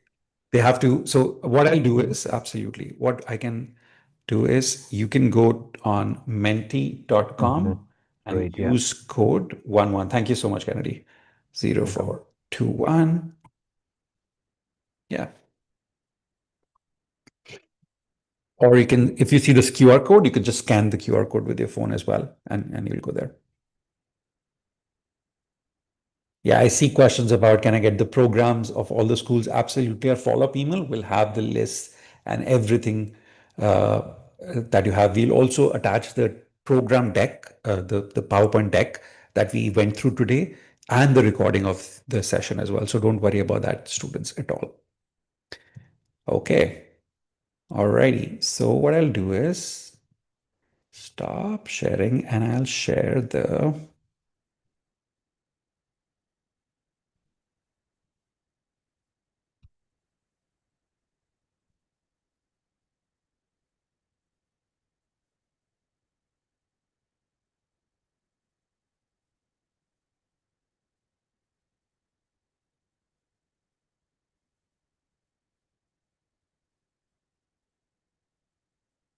Okay. Oh, wow. There are lots of students who are here. So we will get started with our quiz questions. I'll just request all the panelists if you can have our videos off, please. And thank you. Alrighty. Quick questions for everyone. There are 7 questions. We'll go through them very quickly because we have to move on to our next presentation. Okay, give me a second. It says the screen sharing is paused. Give me a sec. Okay, I think this will make it right. Perfect, everyone. Oh wow, a lot of students are here already. You can see, yeah. Okay, so when I put the first question on, it will ask you for your name. So please put in your right name because that's the only way we'll be able to identify you as soon as you see that. Okay. Alrighty. Let's get on with the first question. Oh, okay. Okay. Well, yeah, as you see, there are many students who are here. Lovely. Let's ask the first question. And you answer fast to get more points. The first question, you have 15 seconds to answer. How many full-time students does Georgian College have? Evelyn covered that. 5,000, 20,000, 13,000. You just need to select the right answer on your screen. Oh, lovely.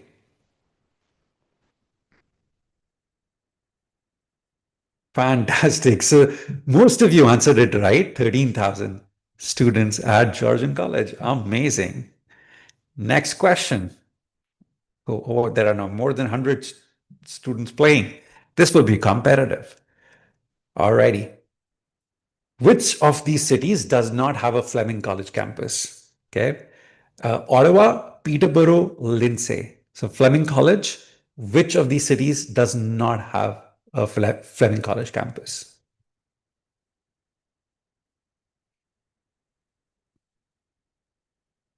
Alrighty. Wow. Again, most of you answered it correct. Ottawa doesn't have a campus. Peterborough is the main campus, and Lindsay is another campus that Fleming College has. Third question. Amazing. Is Sudbury, the city where Cambrian College based, the biggest city in Northern Ontario? Yes or no? Is Sudbury the biggest city in Northern Ontario? Yes or no? Alrighty, again, most of you answered it correctly. Yes, Sudbury is the largest city in Northern Ontario. I think we'll have a look at the leaderboard, maybe. No, one more question, and then we'll take a look at the leaderboard. Alrighty. How many industry partnerships does Centennial College boast of? 500, 1,500, 5,000. So I remember Julius covering this in the presentation. How many industry partnerships for Centennial College? 500, 1,500, 5,000. Let's see. Again, most of you answered it correctly. 62 said 1,500, and that is the right answer. The answer is probably a little more than 1,500, but we went by rounding off. Amazing. Let's see who are our leaders till now. Okay. Clippy, Olivia, and I don't know why Lillian's is crossed out. I'm not sure. Maybe the student is not in the class right now, but those are our leaders right now. Okay, there are 3 more questions to go.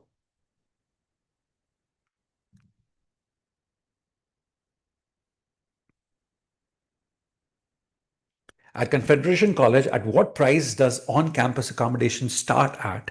I remember them mentioning this, $375, $500, or $800 a month.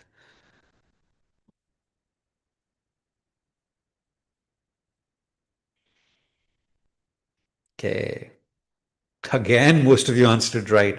It is $375 a month on-campus accommodation for Confederation College. Lovely. I'm so happy to see that most of you are remembering everything that was mentioned. Great. All righty. How many international students are enrolled in Norcos College? I remember Saurabh mentioning this. 1,000, 2,000, or 3,000?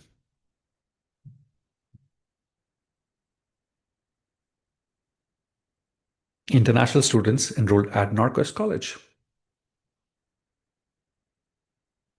Again, most of you got it right. It's 3,000 international learners at Norcos College. This is the last question. All righty. So you have to enter the answer here, okay? What's the rank of University of Lethbridge among primarily undergraduate universities in 2024? This was on the slide deck. What is the rank of University of Lethbridge? Yeah. Okay, let's see. Yeah, it's different. You have to enter. The correct answer is 4. Okay, wow, there are so many answers that everyone had. Yeah, this was a difficult question, I'm sure. And as a result, no one got it right. There were 1, 3, 2nd, 5th, but no one said 4. That's okay. That's okay. If I had given you options, it probably would have been better. Let's look at our winners of our quiz. So you see Clippy wins with 4,885 points. Dragonite is second, and Bulade Babawale is third. All 3 of you have won your $25 gift cards. Take a screenshot of your screen, please, if you're one of those 3 and you want to claim your prize. I will give you an email address. Please email that screenshot that you can see, take in your screen right now, and I will email it. I will just give you the link of the email address of the person that you have to email on. Okay, take a screenshot of your screen, please. Oh, I see a lot of you were playing in the group chat as well, but unfortunately, that's not something we can look at. However,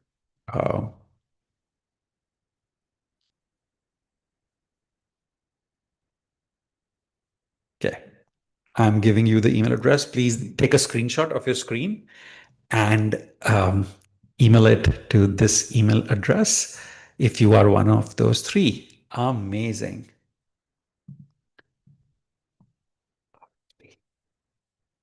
I need to stop presenting and share our presentation again. Now, this is super important.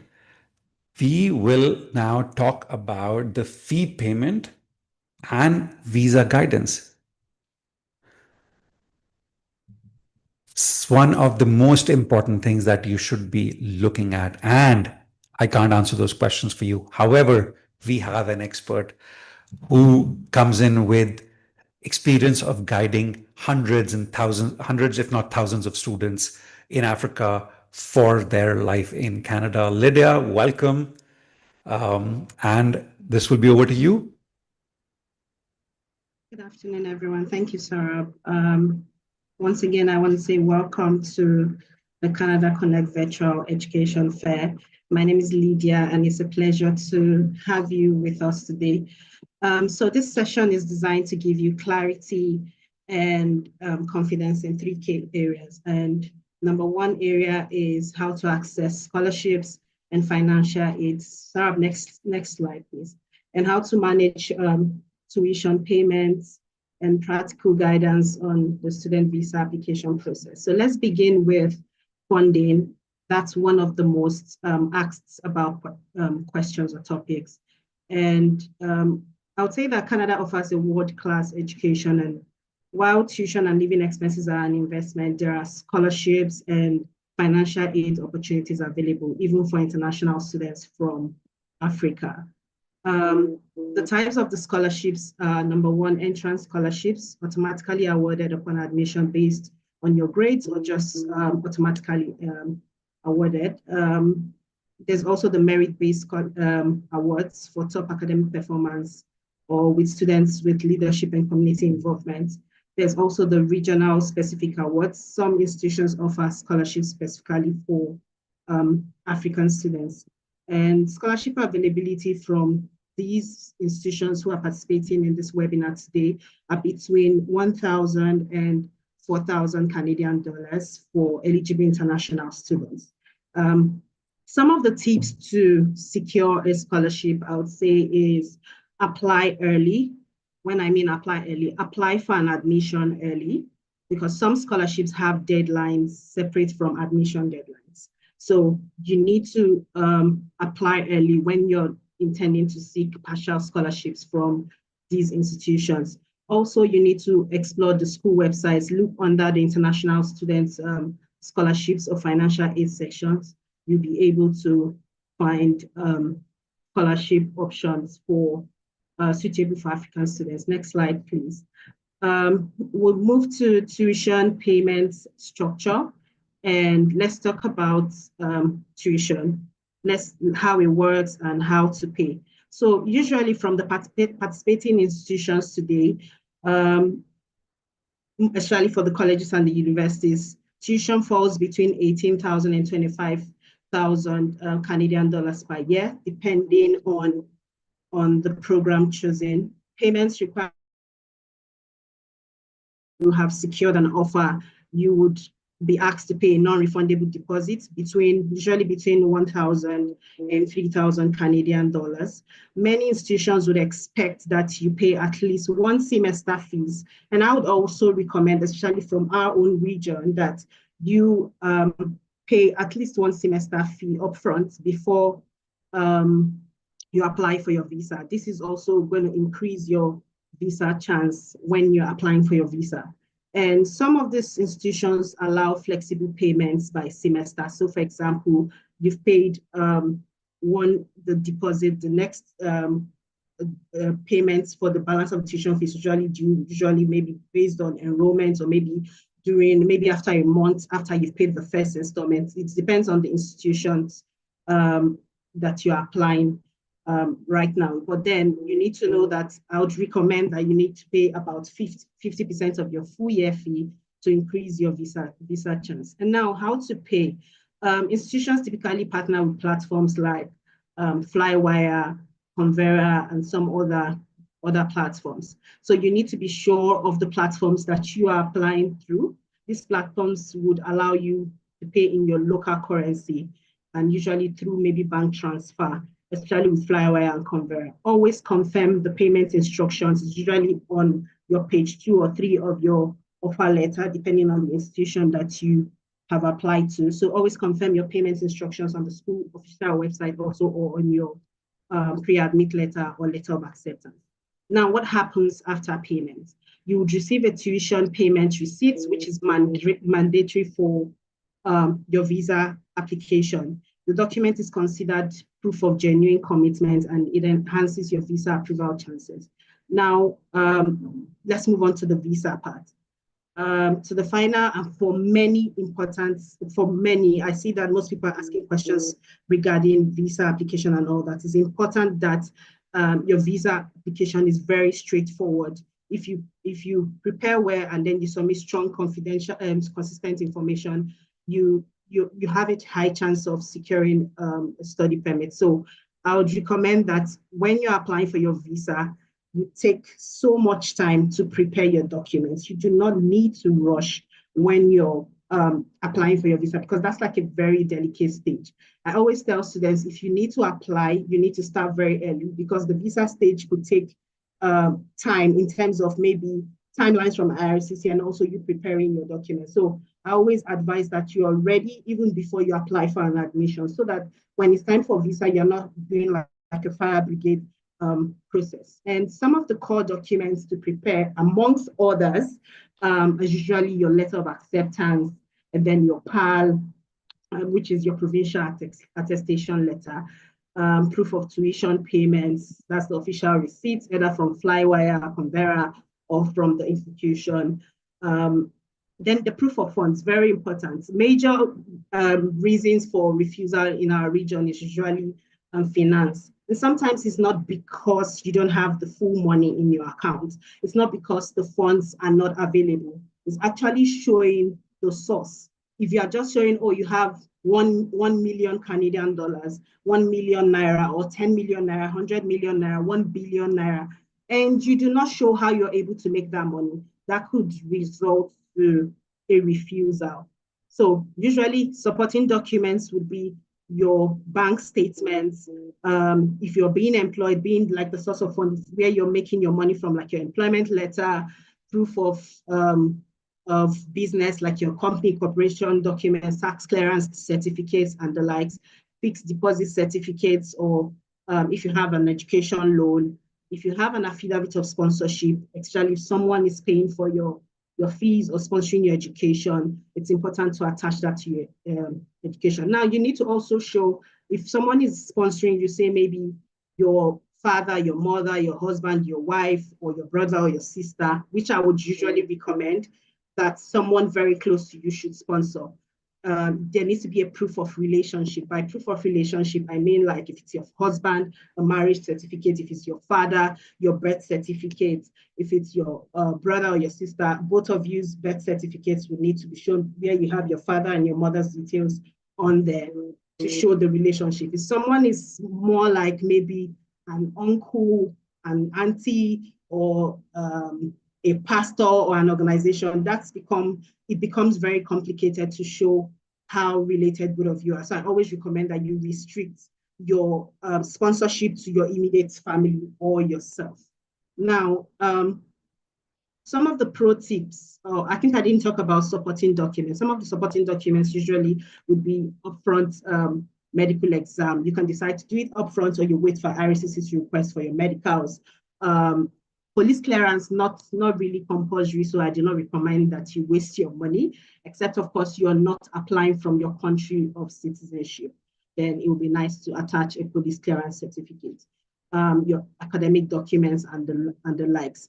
Now, I would recommend that if you really want to apply for your visa to any of these institutions, we have already partnered with a licensed immigration consultant that would assist you in submitting your application. But first, we need to do like a pre-counseling session. And that's when we be able to give you like a list of documents that is tailored to your own situation. That's because we've counseled you, we've understood your situation at the moment, and then we're able to, advise on documents that you need to submit in your application. Remember that your own situation is usually different from another person, maybe your friend so don't just go take the document list from your friends and just think that, oh, I'll just use the same list and apply, because you guys have separate scenarios or separate conditions or situations. So it won't be nice for you to use the same list of documents. Now, some of the pro tips, and I'll always advise anybody, is you need to avoid fake documentation or inflated bank statements. This leads to automatic refusal and even a likely ban of 5 years. Make sure that your financial documents are genuine from the right source. That's because IRCC go as far as reaching out to the financial, like the banks or the investment houses, to find out if you actually have these documents, these funds in, or if the money you had as at that time is valid and all that. Recently, I noticed a particular student who had, the student got a refusal. We requested a GCMS note. And that was when we found out that the visa officer said that, yes, the money was there at the time the student submitted, but IRCC had gone ahead to the bank to confirm if the student had the funds in the account. And then they found out that the student didn't have the funds in the account at the time when IRCC was reviewing the application. So, well, we're grateful that didn't result to a ban, but then I always recommend that you have the funds available and make sure that they are legit. Don't try to falsify bank statements. I've seen that a couple of times. And I always recommend that you don't. It's better you get a refusal than a ban, because a ban can just put your life on a standstill, especially if you're applying to, the 5 I countries, which is like the US, UK, Canada, and Australia, and all of these countries. It could affect your visa chances when you're applying to other countries, especially if you've gotten like a ban in one of these countries. So ensure also that your sponsor's financial history is realistic and traceable. In your statement of purpose, you need to highlight strong ties to your home country, like your family, property, business, a job, and all of that. It means that if the chance of you coming back to Nigeria is lower than the chance of you staying back in Canada, that could result to a refusal. So when you're preparing your statement of purpose, you need to make sure you highlight very strong ties to Nigeria, or to Ghana, to Cameroon, or to all these other countries that you're applying from. You need to also, I would recommend, submit your application usually between 3 to 4 months in advance of your program start to avoid delays. Well, thankfully, the timelines right now are quite, shorter. I've seen between 7 weeks now for Nigeria. In Ghana, it's about 9 weeks. In Cameroon, I think about 5 weeks or the rest. So that's pretty much good for you. If you're still looking at applying for September intake, it's still a great time to start today and then get your tuition fee paid and start your visa application. As we wrap up, I would recommend, like I said earlier, apply early and research scholarship options, pay your tuition directly to the school, and keep your receipts safe. For visas, focus on authentic and clear, well-prepared documents. Always know that we are here to guide you from the moment you apply till the moment you land in Canada. So I want to encourage you to start your application today, especially if you're looking at September intake or you're looking at January 2026 intake. You need to start your application today so that you can have ample time. Always do not think that you know it all. Try to book a pre-counseling session. We usually would reach out to you whenever it's time for pre-counseling sessions anyway. So take advantage of these opportunities and try to, start your visa application early, take advices from counselors, and I believe that you're on your way to success. So one thing I want to encourage you again is trust whatever you've learned from here today. Avoid just surfing the internet and just getting little information. You've heard from all of the speakers today, and I want to say if you follow what they've said today, I believe that you're on your way to success. So once again, thank you so much for joining this session, and happy to answer your questions either here or in the breakout room. Thank you so much, Lydia. Lydia, one of the questions coming through is what happens to the tuition fee if visa is denied? Okay, so most of the schools, in fact, all of the schools present here today have a refund policy for tuition fees. Some of the refund policies could be that once you received your refusal and then you feel like you don't want to proceed, you need to request a refund within the first 14 days, sometimes even before day 5. So you need to check the refund policy for each of the institutions present here, or reach out to any of us to ask some of these questions so that we can guide you. But then you get a refund, usually less 250 Canadian dollars administrative fees. So yeah.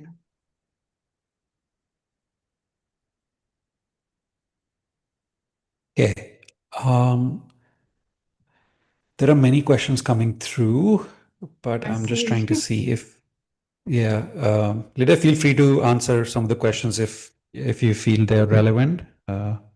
Okay. Feel free to do that. All right. So someone said, what are the chances of getting your visa approved if your father's friend is sponsoring? I would say it's a 5% chance. That's because this person is not sort of related to you.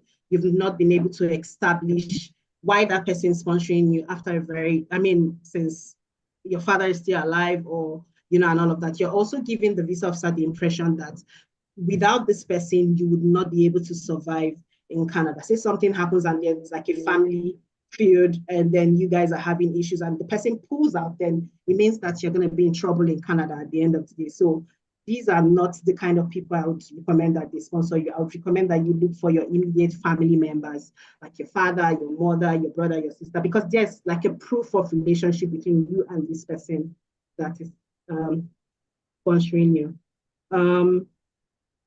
So I'm going to check to see, does the proof of funds for the visa application include tuition and living expenses? Yes, that's correct. Yes.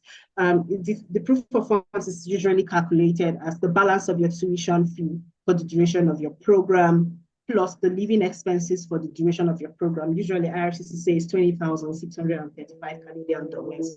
So if you're going for a 2-year program, then if you're going for a 2-year program, 20,635 times 2, especially if you're self-sponsored, you need to show balance of your tuition fee for the duration of your program, and then living expenses, and also transportation. People calculate transportation between 3,000 Canadian dollars or 4,000 Canadian dollars. But yes, it includes balance of tuition fee, living expenses, and transportation.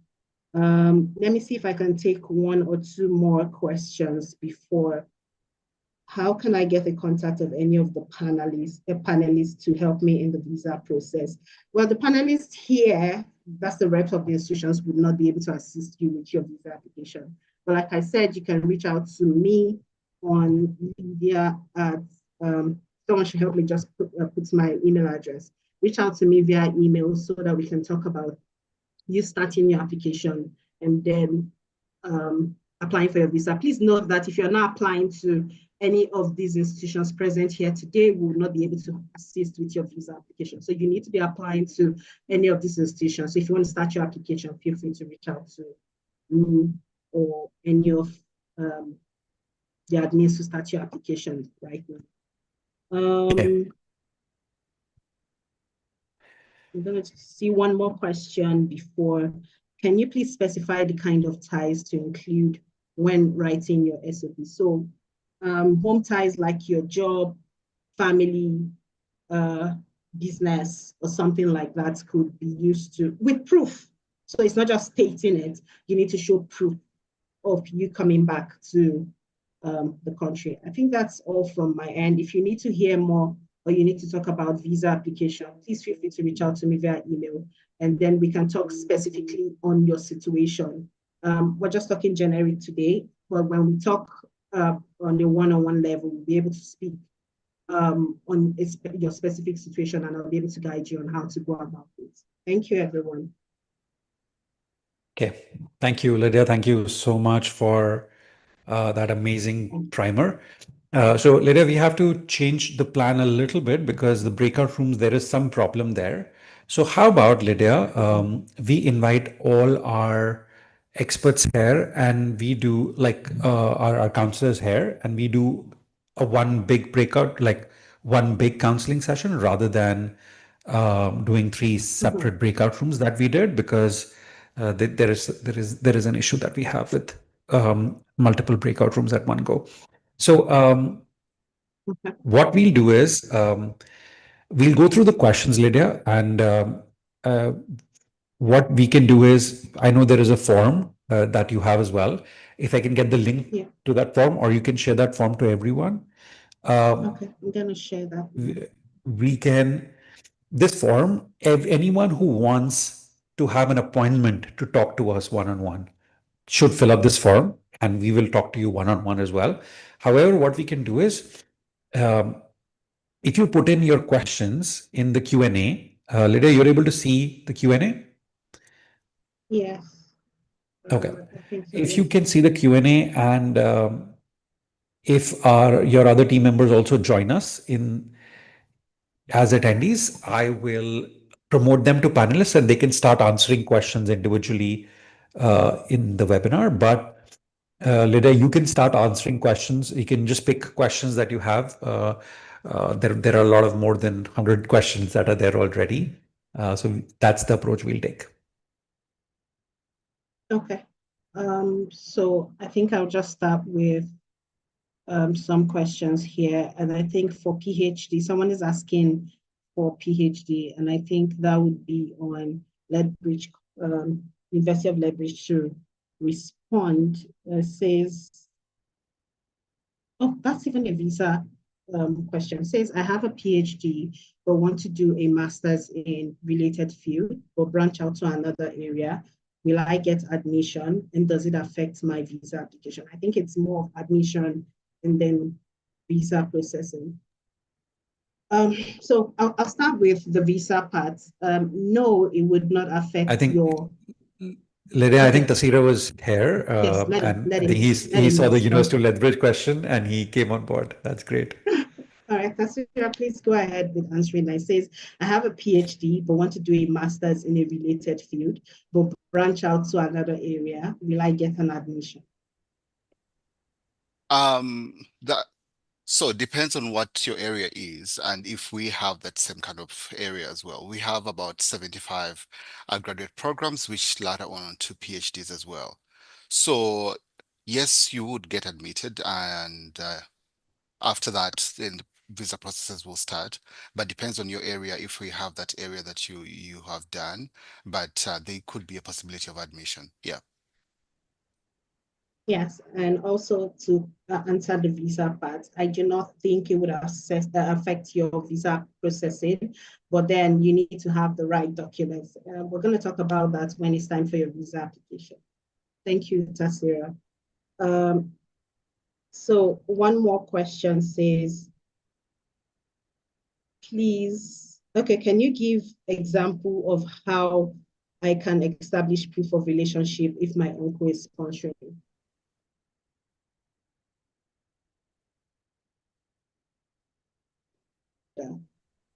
You would need to show their birth certificates to show their relationship first before their relationship with you. You can even go as far as even drawing like a family tree to show relationships between you and your uncle and either your mother or your father and your uncle. So when we get to that stage, I think when it's time for counseling session during your visa application, we can talk about how to do all of that. But that's like a typical example of how to establish the proof of relationship. Please, can I defer my September intake admission to the next intake? And how do I go about it? Because I was not able to pay for the September admission. I'm not sure about the institution you're referring to. But yes, usually for you to defer, you need to pay the deposits before applying for a deferral. Please, I have an HND in nursing. Do I have any chances of doing a BSc in nursing? So usually to apply for a bachelor's of science in nursing, you need your high school certificate. So in West Africa, we have like the WAEC. In Nigeria, you can also use your NECO certificate.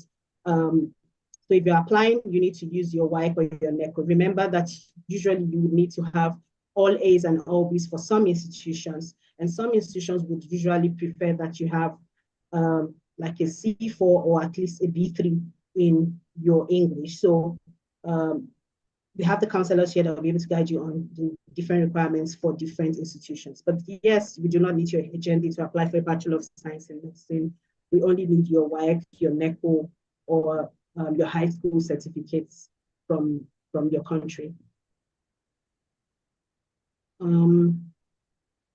Please, I have a degree in physician assistant. Can I apply for medicine? And I think I'll leave that to any of the institutions that have anything around medicine here to respond. I don't know if University of Lethbridge has that.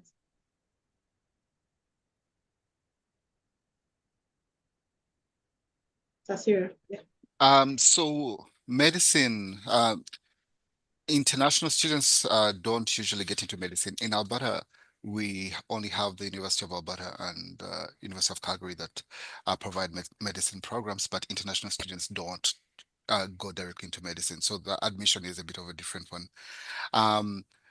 What we've seen here is most of the students who want to later on go into medicine, they would come through and do the neuroscience or the kinesiology, Bachelor of Science Neuroscience or Bachelor of Science Kinesiology. And after that, they would be able to say they become permanent residents, and then they'll be able to do the entrance exams into med school.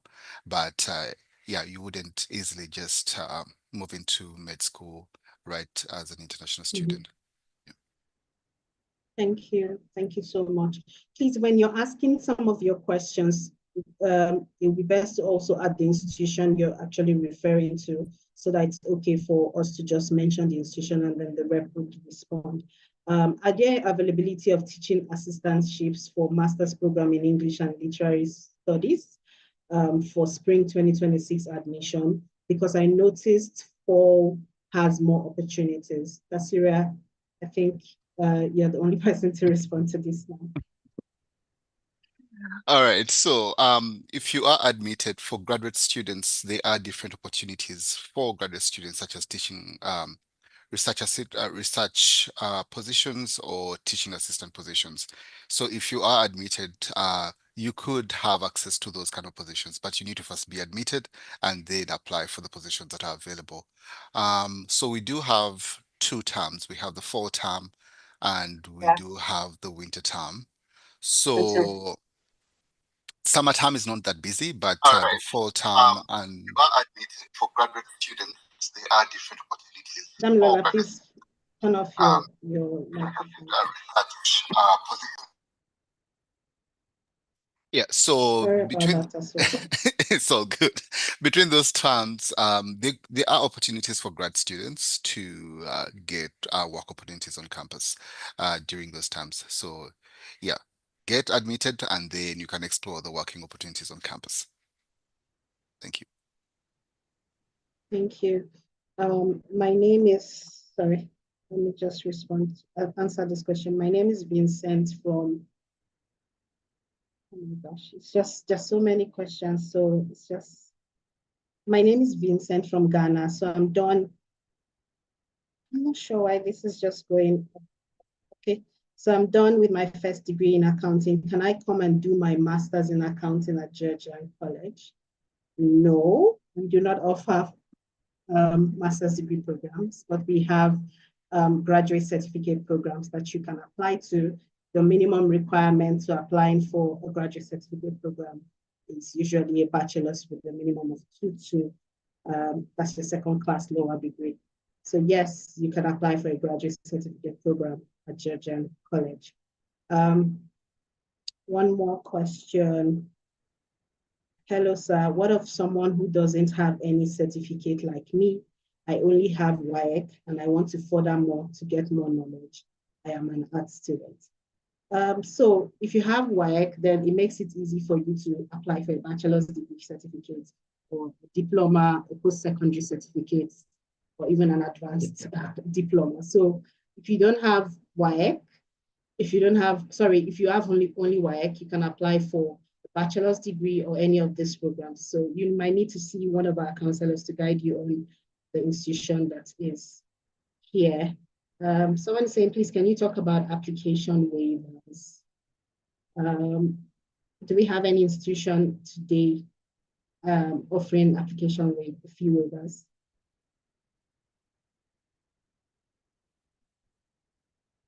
I'll say send an email. I know that there are a couple of institutions that may be able to give you application fee waivers, but let you know something. It's not about just having application fee waivers. You need to be sure that you're really ready to apply. So try as much as possible to be ready before taking application fee waivers. Remember, we pay for these application fee waivers, right? So you need to be able to be sure that you're ready to apply before and then pay your fees before getting an application fee. I have a master's in microbiology and intend to do a PhD. Can I be given a link to apply for any related field? Tessira.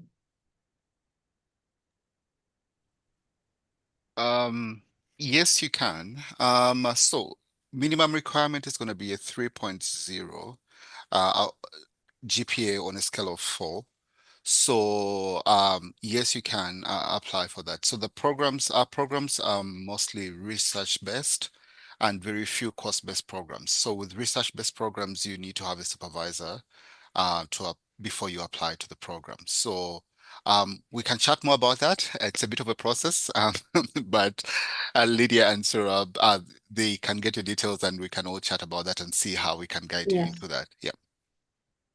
Okay, thank you. Thanks. Lydia, I'll just mention that I shared the link of the form that if students are looking for a one-on-one appointment as well with one of our counselors, please fill out that form. I've shared it, Ola Jomoke just shared it as well. And you can have one-on-one sessions with one of our counselors as well. Many of your questions, which are in the Q&A, our counselors will also try answering right there and then as well. Thank you, Saurabh. I have a 2-2 bachelor degree in zoology. Can I get admitted into pre-degree or graduate diploma programs in related field? Yes. Please make sure that the programs that you're interested in are postgraduate work permit eligible. So if you're applying to any of the programs here, you need to apply for a postgraduate work permit eligible program so that you're able to, stay back to gain work experience upon graduation. Thank you for that, Mohammed. So one more question. I have a degree in statistics, but graduated with a lower CGPA. Can I apply for a postgraduate program in supply chain management? So by lower, are you saying maybe like a third class or a pass? If you have like a 2-2, like a second class lower degree, then you can apply for a graduate certificate program in supply chain management. I'm an undergraduate. I want to go for a bachelor's degree. How possible it is? Very possible. Speak to any of our counselors here, fill the form, and then we'll be able to reach out to you. Please, can we have admission in September for building program? Speak to the counselors to be able to check if these programs are postgraduate work permit eligible and if they are still open for September. Can I get admitted? Sorry, can I get admitted into pre-masters or post-diploma programs in Fleming College? Sorry, it keeps going down. In Fleming College with my bachelor's degree of second class lower, 100%. Yes, you can apply. Make sure you have your bachelor's degree certificate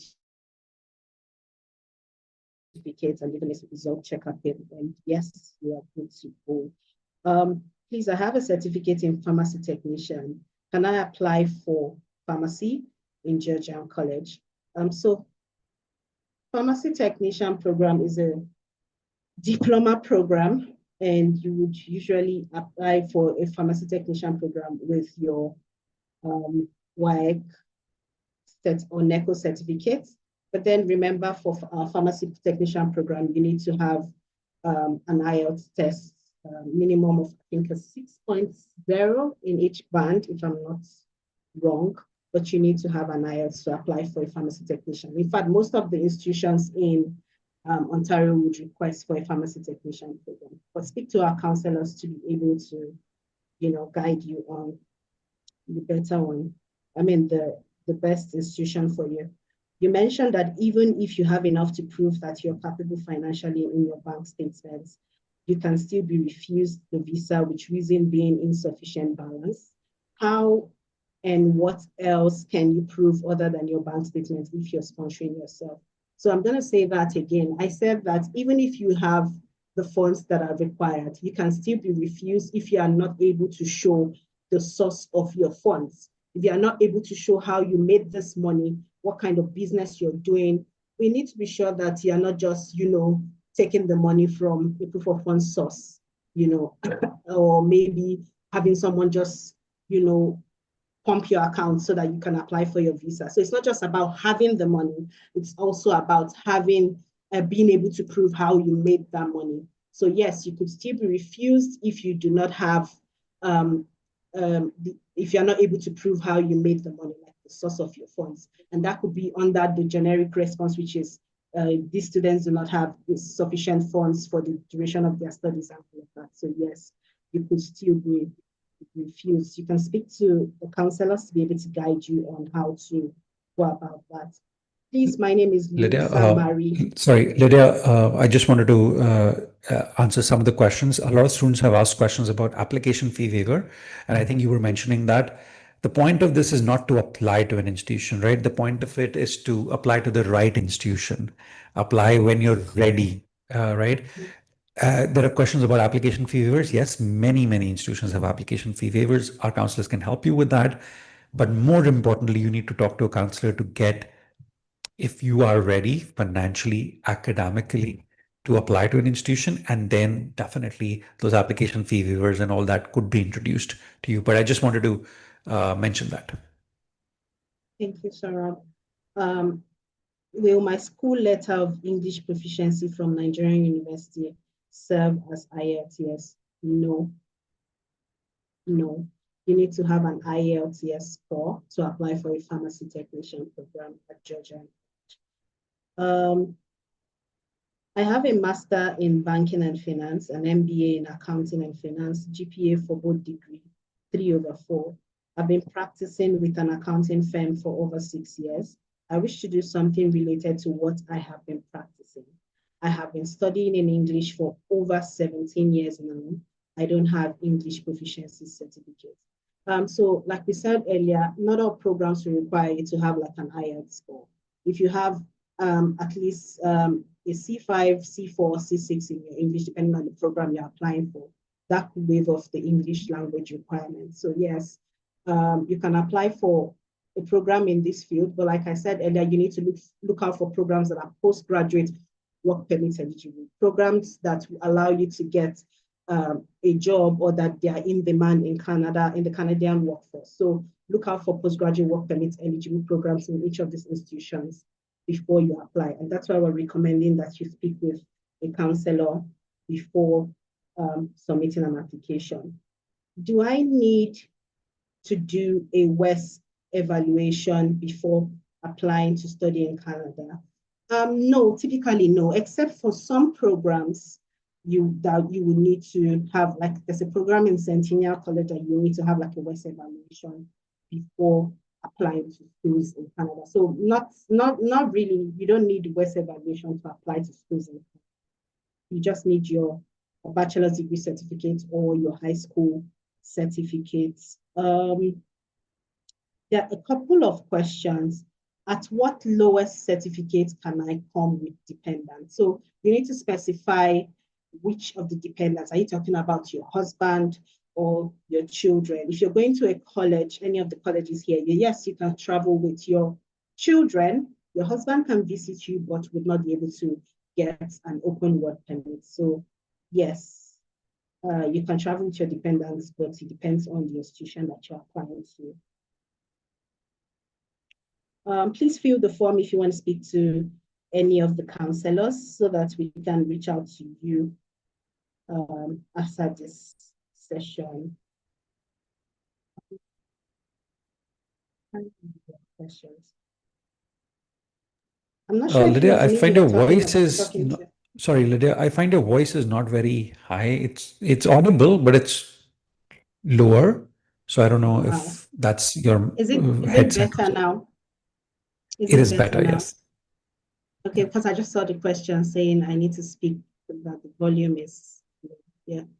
Sorry about that. Can I get into master's degree with a 62% grade? No, you cannot get into a master's degree with a 62% grade, but you can get a graduate certificate program in any of the colleges present today with a 62% grade.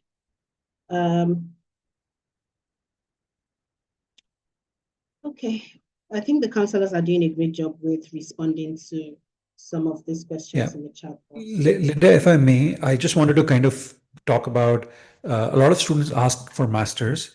Now, in many cases, sure, there are many masters available in Canada, but specifically if you're looking at applying to a Canadian college, with the fees that Canadian colleges have, generally, and our panelists spoke about it earlier as well, colleges have something called a postgraduate program, post-diploma program. There are different terminologies used. Graduate certificate is another terminology used.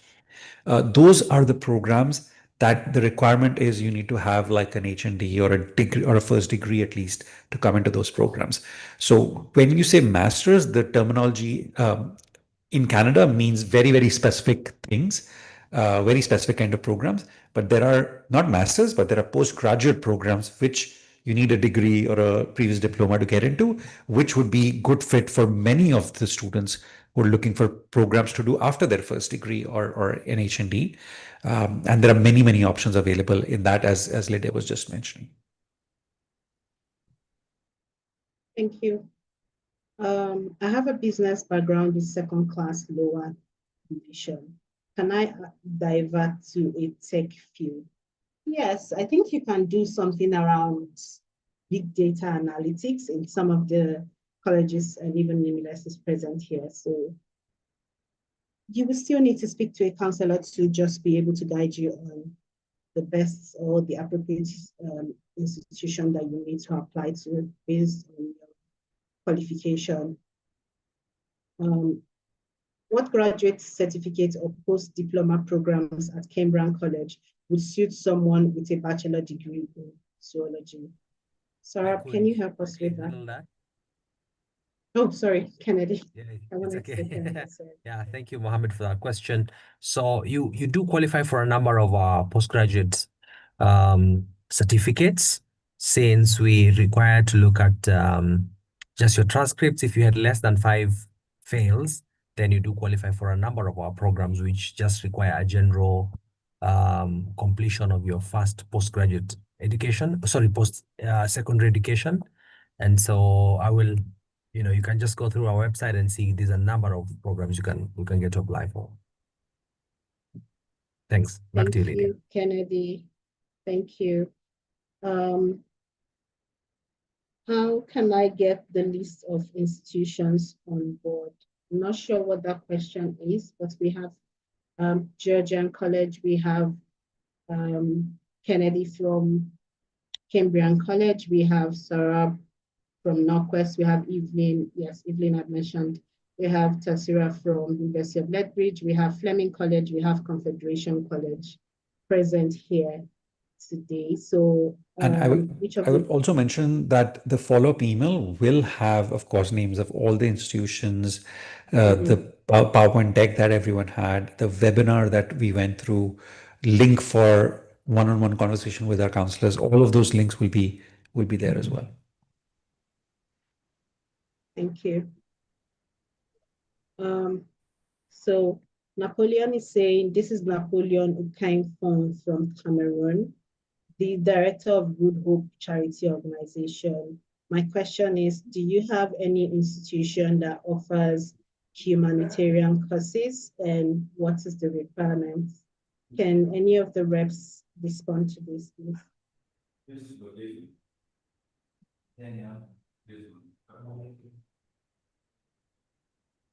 I'm not sure we have any institution that that offers humanitarian courses. Tasira, do you have that at University of Lethbridge?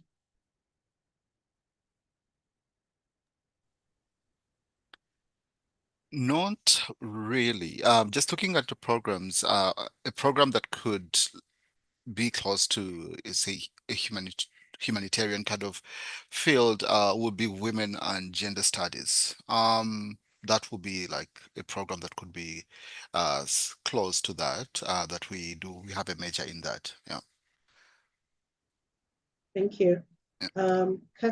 Catherine is saying, please, I'm a nurse with a first degree. Please, which of these colleges can I offer health informatics as a postgraduate program? There are quite a number of them here. Georgian has health informatics.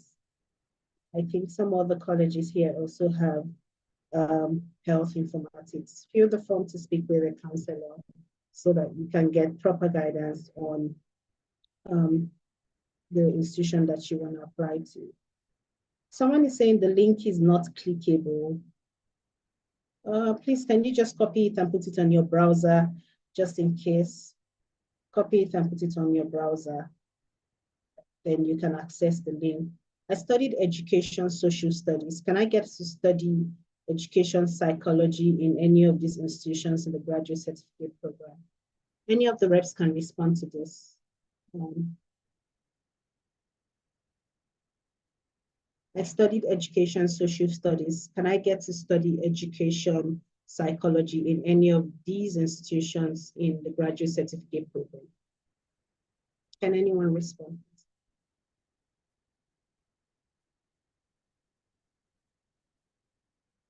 Evelyn, Kennedy, Sarah, Tasira, Lily, Julius, Daryl. For me, Kennedy here, Cambrian College, I'll just mention we've recently launched a bachelor's in psychology And that means you definitely are eligible to apply for such in case you may need. But we are yet to start any postgraduate certificates on psychology. But once that is up, definitely, I'm sure Lydia will be in the copy and you could share with them. Yeah. Thank you, Kennedy. Anyone else? Yeah, I can jump in. So yeah, for psychology, we have two post-diploma programs. One is called Addiction Counseling Practitioner, and the other one is the Mental Health Practitioner. So if a student wants to go into more clinical psychology, into addiction counseling, mental health worker, so that is a program, and that is a very applied program. It's a 1 year each. So that will be more into clinical psychology. Thank you. At Fleming College, we do have community collaboration in addictions and mental health at postgraduate level. Thank you. Maybe, any other person, please? yeah, at Centennial College, we have the addiction and mental health worker diploma, but that is an at the undergraduate level. And so that's one of those addiction and mental health worker. We also have one in social service worker that is close to that in some ways, but I think the closest would be that addiction and mental health worker. Thank you. Okay. Evelyn. So at Georgian College, we have a bachelor's degree in psychology. And then the closest we have for a postgrad would be ADTP, which is addictions treatment and prevention. So if the student is interested, they can talk to us directly and we'll share more information. Thank you. My name is Dispa from Ghana. Please, my question is, I have a first degree in human resources management with second class lower. What course is available related to the course I did? And also, can I get a fully funded scholarship?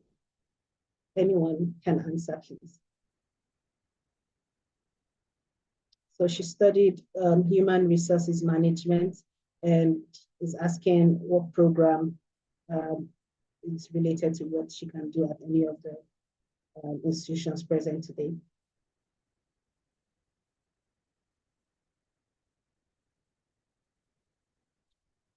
Okay, so I think I'll just take that. First, we need to understand what you're trying to achieve, what's your plan, what's your study goals first, before we can, recommend which of the programs that is just similar. So one thing I want to always recommend to students is you don't just need to just take anything that is similar. What's like your career goals? What's your academic plan? Look at what you want to achieve during that program. Remember that you're not just spending 1 cedis, 1 naira, or 1 CFA. You're spending so much of money and you need to make it worth it. So when you're applying to any program, you need to see what the end goal is when you're studying that program. So I'll still say speak to a counselor that will be able to guide you on the best program. That's after they've been able to ascertain your career path and all that.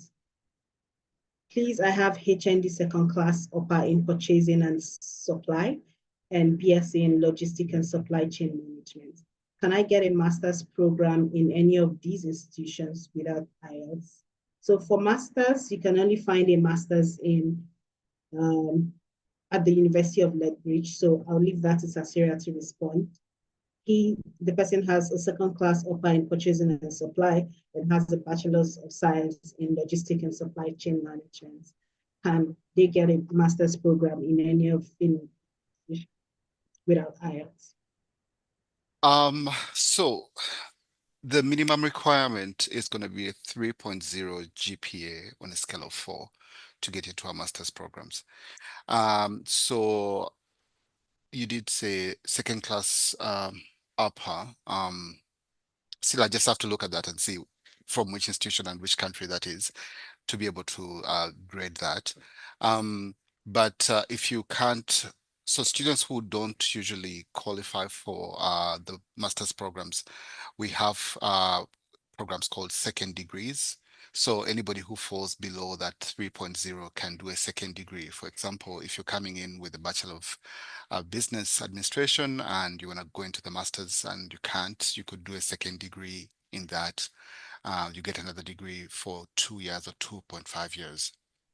But we can chat more about what from which school and which country and what your GPA is to get into the master's levels, and still IELTS. I don't know which country you're from to be able to tell you that, but yeah, it depends on which country you're coming from. Then there's some countries which need that and some countries which don't need that.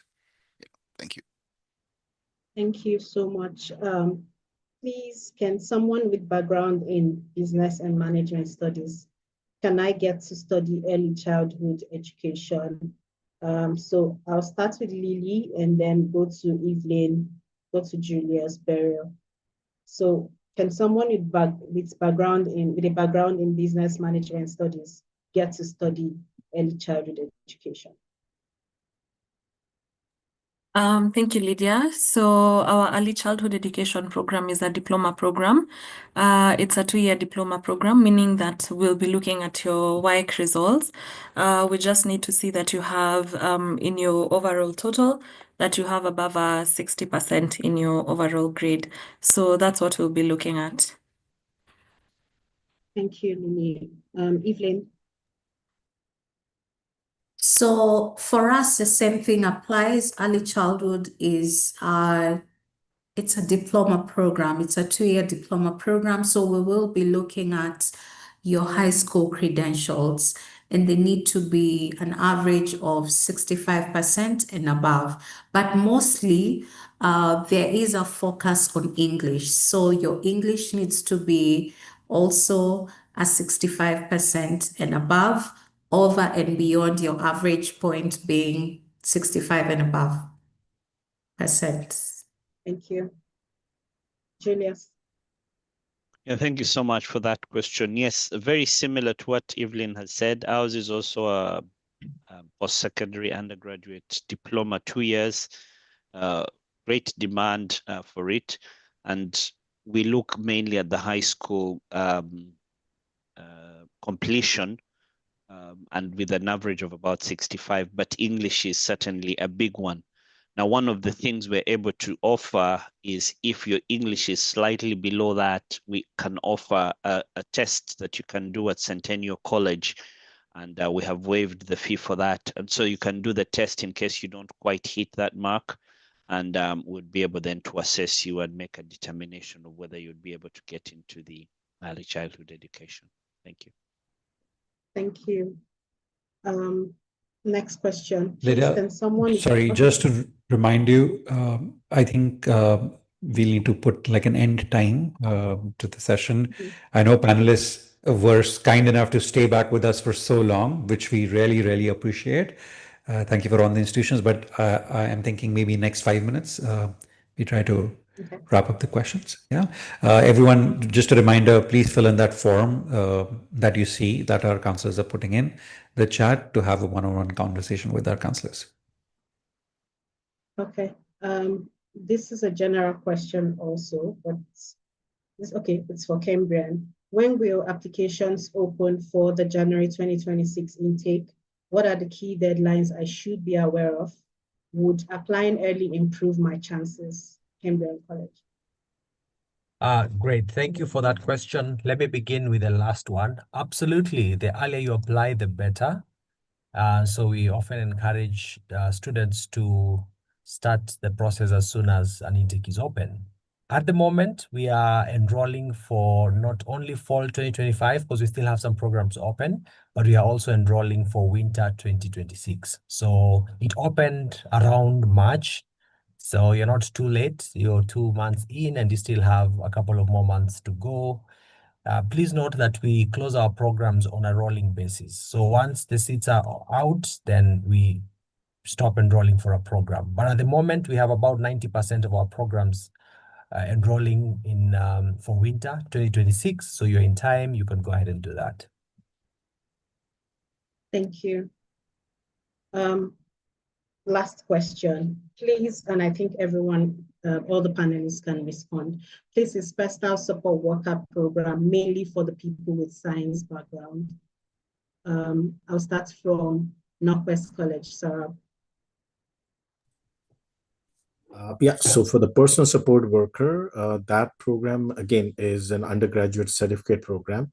And we are look at the high school transcripts. So students from every background can apply because the requirement is mainly English. So we want to know if a student has studied English, and pretty much in all our programs for Nigerian students, Ghana and Cameroon from English speaking part, the IELTS is made for that program, and also for majority of our program, with the exception of pharmacy technician. Great. Beryl.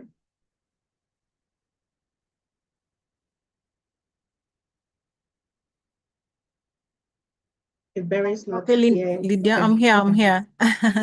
All right. Yeah. So our personal support worker program, it's an undergrad program, so we only need your high school qualification, and then we'll also have a look at your English qualification. You need to have at least 55% and above, because if you're coming from a country where English is the first language, you don't need to provide any proof of English test. Yeah. So it's a one-year program. You get 1 year postgraduate work permit. Thank you. Evelyn. So for us, it's pretty much like what everyone else has said. Minimum, I believe, grade should be 65%. We're mostly looking at your English. Yes, that should also be a 65% and above. Non-English speaking countries, we require obviously for you to show proof of an English exam. So we accept the IELTS, the Duolingo. And if you don't feel like doing these exams, you can be able to sit for a couple of classes called the English Academic Program before you proceed to the personal support worker program. So that's available. It takes about 6 to 7 weeks. Thank you. Lily. Just like my other colleagues, the personal support worker, you can pretty much apply from whichever background. We look at your WAEC results. We'll also look at your English. We need to see at least an average of 50% in your English exams. And with that, we'll be able to admit you. Thank you. Julius. Thank you. Thank you once again. Yes, the same requirements like us. It would, like the others, it would be the high school certificate, WAEC, or whichever one it is from any of the countries that people here. English is a key one that we look at, and 65 on average. If you don't meet that mark, we still have an English test that we offer at Centennial College. It is free of charge to the students who are applying. And if you can make it, then you'll be able to get in. It is also, the PSW is also one of the most highly demanded programs. So it fills up so fast, just as by the way. Thank you. Thank you. Kennedy.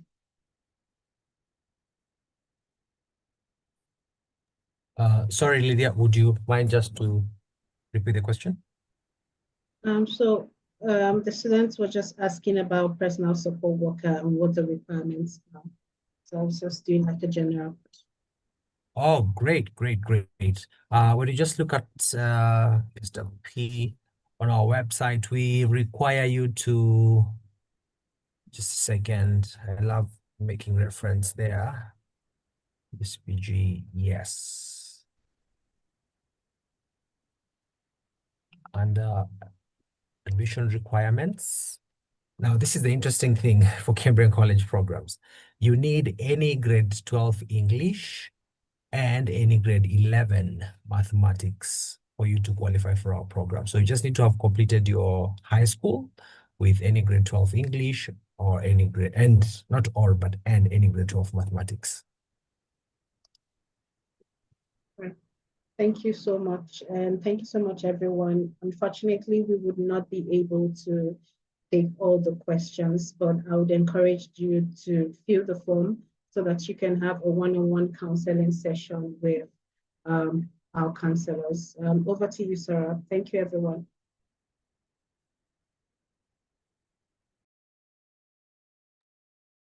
All right, thank you. Thank you, Lydia, for taking us through those questions. There were probably 100 questions that you guys answered. We had more than 200 questions coming to us. Please book a one-on-one session with one of our counselors by clicking on that link. And we will be very, very happy to take you through the process individually.